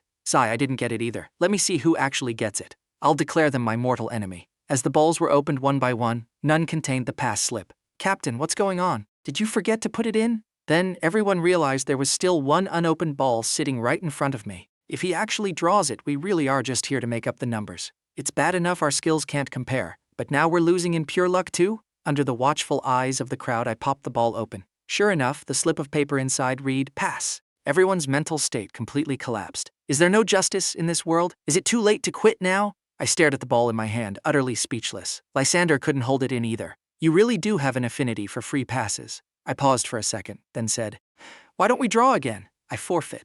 Lysander's expression dropped. The others looked even more baffled. "You're letting a cooked duck fly away? If it were me, I'd be sleeping with this ball under my pillow tonight," I simply said. "I like the selection process. I think there will be some highly stimulating trials. I want to try them." The crowd was rendered mute. So this is the brain circuitry of the absolute elite? Truly incomprehensible to mere mortals. Lysander had pretty much figured out my temper by now. Knowing I genuinely didn't need the nomination slot, he indulged me and initiated a redraw. This time the winner was Elliot Finch. I remembered him, the guy who wanted to be an Air Force pilot and got LASIK surgery. In his nervousness, he subconsciously tried to push up the glasses he no longer wore. His neck flushed pink with excitement. I never imagined I'd be the one to draw it. I guess my luck is pretty good after all. Then, he turned to me and gave a deep bow. "Thank you for giving me this opportunity." I waved it off. "No need to thank me. I hope you make it to the very end." Elliot smiled. "I will absolutely give it my all during the upcoming training." A few days later, the day before the Special Forces selection, everyone started packing their gear. Wyatt kissed a pendant, held it tightly in his hands, closed his eyes, and prayed with extreme devotion. I walked over and asked, "Does that necklace have a special meaning?" Wyatt smiled sheepishly. "Before I joined the army, my mom went to a temple to get this for me. said it would keep me safe and healthy. I could tell Wyatt was quite nervous. His hands were shaking slightly as he packed his rucksack. Early the next morning, everyone grabbed their gear and boarded the bus. Over 30 people sat on the bus. But less than half an hour into the drive, the bus suddenly stopped. What's going on? Aren't we supposed to drive for 3 or 4 hours to the selection site? Is this a test? Is the test starting this early? Cassian grabbed my shirt nervously. They're not playing by the rules. Does the selection start right now? I remained exceptionally calm. Accurately speaking, the test began the moment we stepped onto this bus. Suddenly, a group of men with fierce, intimidating eyes boarded the bus. One of them had a long, jagged scar resembling a snail across his hand. Everyone off the bus. Right now, there are 5 vehicles parked below. Groups of 6, get into a vehicle. The crowd looked at the 5 vehicles and saw a bizarre assortment: a minivan, a pickup truck, an electric tricycle, and a box truck. Someone asked, "Do we choose ourselves?" The scarred man smirked. "Yes, choose yourselves." Hearing they could choose, everyone immediately swarmed me. "Which one are you taking?" "I'm coming with you." "Take me too. Don't leave me behind." Everyone desperately wanted to team up with me. I picked the pickup truck. The others scrambled into the truck bed behind me. The rest of the guys formed groups with their close friends. But after everyone had formed their squads, the scarred man ruthlessly pulled 2 people from every vehicle and swapped them around. The next second, he grabbed me and tossed me directly onto the electric tricycle. The already cramped cargo bed was suffocatingly tight with 4 other men wearing massive rucksacks. Seeing me, they hurriedly shuffled their butts to make a tiny sliver of space for me. I didn't really know these guys. I had to admit, Scarface had an excellent eye for breaking up comfortable groups. Nobody spoke during the ride, likely intimidated by my aura. The electric tricycle clearly lacked horsepower, and the tires were underinflated. The moment we all piled in, the tires instantly sank halfway down. A deadpan man in plainclothes drove the tricycle. The wind blasted our faces. We felt cold on the outside and dead on the inside. The vehicles all departed simultaneously. Our open-air convertible electric tricycle fell dead last the moment we accelerated. We rode all the way until the sun set, finally spotting the streetlights of a city. The group was starving. They couldn't help but ask, "What are we eating tonight? Where are we sleeping?" The driver replied nonchalantly, "I don't know." Everyone's faces turned black. "You drove us all the way out here and you don't know anything." However, I realized this was part of the trial. "Can we leave?" Scarface replied. "I don't care what you do, but you must wear this smartwatch at all times. Guarantee I can contact you immediately." The other 4 stared at the watch, feeling like the guy was intentionally screwing with them. I asked, "What time will you contact us tomorrow, and roughly where?" The man gave a sleazy smile. "I don't know." I nodded. "All right, I'm leaving." The other 4 ground their teeth in frustration, asking, "Where are you going?" "To find food and a place to sleep, obviously." One of them asked suspiciously, "If we wander too far, what if he demands we travel a massive distance tomorrow morning? What then?" I gestured to our surroundings. "If you guys want to sleep here, go ahead, but I won't." With that, I hoisted my rucksack and walked away. The other 4 hesitated. Even though they knew I was incredibly capable, they weren't exactly close to me, so they didn't feel comfortable begging me to take them along. After some deliberation, they also embarked on their wandering journey. Once everyone had dispersed, the man with the scar picked up his radio. Spire. This is Viper. Over. Target group of 5 has departed. Tracking protocol initiated." The radio immediately replied, "Copy that. The real-time locations of all 5 targets are sharing to your device. Tomorrow morning at 6 a.m., issue the first objective." Meanwhile, I strolled leisurely down the street. From 7 p.m. to nearly 9 p.m., I finally found an old noodle stand. The owner was an elderly man. There was only one customer, a middle-aged man eating noodles while scrolling his phone, occasionally bursting into loud laughter. I walked up and asked softly, "I don't have any money for food. Could you give me a bowl of plain boiled noodles? I can fix things for you in exchange." Seeing my plain clothes and massive backpack, the old man felt a surge of pity, but the middle-aged man on his phone wasn't having it. "Hey old man, be careful. There are tons of scammers out there these days." A young guy with working arms and legs who can't even afford a $3 bowl of noodles. The old man didn't mind. He told me to sit and wait. I walked over to the old man and started fixing his light bulb and gas stove. In no time, they were working perfectly. Delighted, the old man brought over a steaming bowl of noodles, topped with a fried egg. "Young man, you really know how to fix things." My heart warmed. "No need to thank me, it's the least I could do." With my hunger sorted, I needed a place to crash for the night. Coincidentally, I walked past an internet cafe. I went inside and the girl at the front desk asked, "Hey handsome, here to game solo." I thought for a second. "Do you guys need any computer maintenance?" The girl frowned. "No, what's your deal?" Just as I was about to answer, someone yelled, "What the hell is going on today? Why is the internet so laggy?" I quickly interjected, "Let me take a look. I majored in computer science." The girl looked at me skeptically. I walked over, masterfully pulled up a command interface, and suddenly the PC was running buttery smooth. Convinced of my skills, the girl pointed out a few other problematic machines. I had them all fixed in 15 minutes, saving the cafe over $100 in repair fees. Thrilled, the girl booted up a PC for me. 3 free hours for you. I glanced at my smartwatch. Thanks. After confirming that the smartwatch only had basic tracking, calling, and heart rate monitoring functions, I logged onto the computer. Using layers of IP spoofing, I logged into my Reborn dark web account. Once online, I saw my unread messages had maxed out at 99 plus. I simply posted a single status update. Busy studying lately. Don't bother me. Then I set my commission board to auto-reject all incoming requests and swiftly logged off. Having handled my business, I leaned back in the comfy gaming chair and fell fast asleep. Little did I know, this single action of mine triggered an absolute earthquake at the National Security Bureau in Linping City. Report! Reborn just came online. Director Zhao slammed his desk in sheer disbelief. Impossible! He hasn't been online in over half a year. Isn't he currently serving in the military? The operative looked stressed. He definitely came online, sir. Director Zhao's heart, which had been relaxed for months, instantly leaped into his throat. The operative pulled up the screen. He just posted one sentence. Busy studying lately. Don't bother me. Director Zhao frowned, trying to decipher the play. Investigate this thoroughly. There's no way he went through the immense trouble of logging in just to post a status update. After analyzing it for ages, the operative finally said, but he shut down his comms interface. Nobody can contact him now. Director Zhao stared at the screen with a highly complex expression. Finally, he contacted my designated handler. Agent Scarface, Viper, was immediately dispatched to my location. Caspian Vance's current location. Internet Cafe Viper cursed internally. Can this kid seriously not give anyone a break? I barely lay down to rest and he's already stirring up a massive storm. He marched into the Internet Cafe, checking row by row, until he finally spotted me sleeping soundly in a corner booth against the wall. The monitor was still on, displaying the game over screen for Puzzle Bobble. Grinding his molars in fury, Viper woke me up. I instantly snapped my eyes open. Assembly time. Furious, Viper dragged me out and shoved me into his car. Caspian, did you just log on to the dark web using that computer? I put on a mask of pure innocence. No, are you sure? We literally just received intel that Reborn came online. You step out of the base and Reborn magically logs in. What do you think is the reason? I pretended to think very hard about it.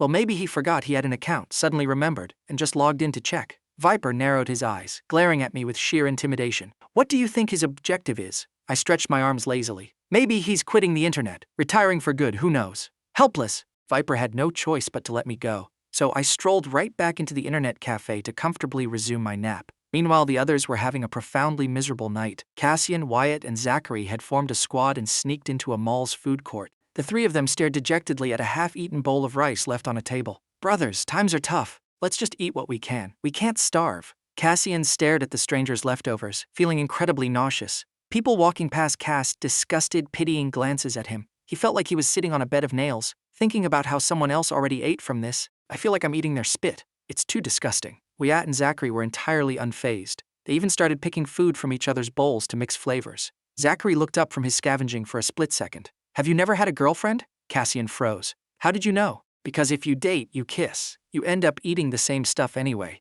Just treat this half bowl of rice as practice. Cassian was speechless. Thanks, really. I never imagined the budget alternative to romance was eating a stranger's leftover rice. Wyatt couldn't stand his whining. Be grateful we even have food right now. Who knows if we'll even find leftovers in a few days. I heard during jungle missions, special forces eat whatever they can find. Frogs, massive spiders. You're lucky if you even find those. Cassian shivered violently. Is it really that terrifying? Wyatt glared at him with dead seriousness. Yes, the human body needs protein. You have to find protein-rich bugs. Finally, under relentless peer pressure, Cassian closed his eyes tight and swallowed the leftover rice without chewing. Wyatt and Zachary were basically treating it like an all-you-can-eat buffet. After clearing this table, they moved on to scavenge desserts from another. The majority of the other candidates opted to sleep rough at train stations or subway entrances. The more experienced ones staked out convenience stores late at night, waiting for the 24-hour expired Odin to be thrown out. The lucky ones managed to snag 2 hot skewers. Overall, on day 1 of the trial, they deeply experienced the cold, harsh reality of the real world. At 6 a.m. the next day, everyone's smartwatch buzzed simultaneously. Assemble at the designated coordinates in 30 minutes to receive the first objective. I checked the coordinates. It was 10 kilometers away. I immediately cursed under my breath. Viper definitely knew where I was yesterday. He totally did this on purpose, making me cross 10 kilometers in half an hour? That was a deliberate sabotage. My 4 other group members weren't faring any better. After we split up last night, they slept outside a subway entrance. There was a lady selling grilled sausages there. They literally swallowed their saliva and stared at her until she closed shop. Finally, taking pity on them, she gave them 1 sausage each. Big, strong young men like you, begging isn't a good career path. The 4 didn't care about the misunderstanding. They devoured the food like starved wolves. If anyone else was willing to give them a delicious sausage, they would gladly bear the title of beggars. Sadly, no one else did. They originally thought the assembly point would be close to where we parked. To their horror, the location was 7 kilometers away. The four had no choice but to sprint for their lives. I, on the other hand, checked the map first. I mentally charted the shortest route, ensuring it had the minimum number of traffic lights. Early morning joggers and elderly folks out for a stroll only saw a blur of lightning rush past them. What the hell was that? Looked like a person. Must be my eyes playing tricks on me. My brain acted like an auto GPS, navigating the route while constantly calculating the remaining time. When the system warned me I only had 15 minutes left, I snapped. Can this countdown stop ticking like a damn bomb? It's annoying the hell out of me. The system immediately adapted, changing the format to flash once every minute. With 3 minutes left, I finally saw the destination. At the same time, my watch buzzed. Anyone who fails to arrive before the 3-minute countdown ends is instantly disqualified. Good lord. Ruthless right out the gate, but as I neared the finish line, I got caught at a massive intersection right as the light turned red. Why is this taking so long? Turn green already. Just as I was about to start cursing out loud, the light finally turned green. My system's countdown was at exactly 40 seconds. I bolted across the intersection, blowing past my 4 panting teammates. With exactly 5 seconds to spare, I reached the man first.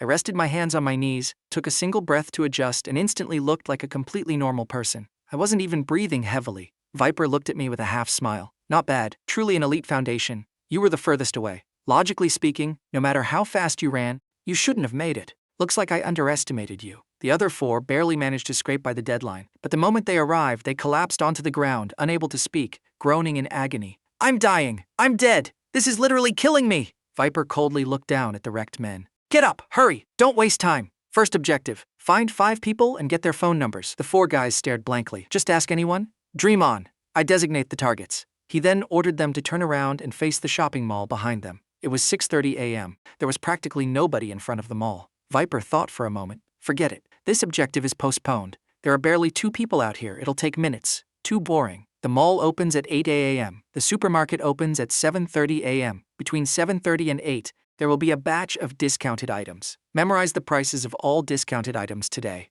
I have the digital master list. I will spot check you. Assemble back here at 8 a.m. I thought to myself, I assumed the intelligence brain test would be a written exam. I didn't expect it to be practical field work. The other 4 were drowning in despair. Heavens above! What's the point of memorizing this? What does this have to do with being special forces? We just did wilderness survival yesterday, and today we're memorizing discount groceries. Is he just trying to torture us with the thought of food? I wanted to remind them that this was clearly a test of memory and rapid reaction skills. But on second thought, forget it. Let them think I'm just being a busybody.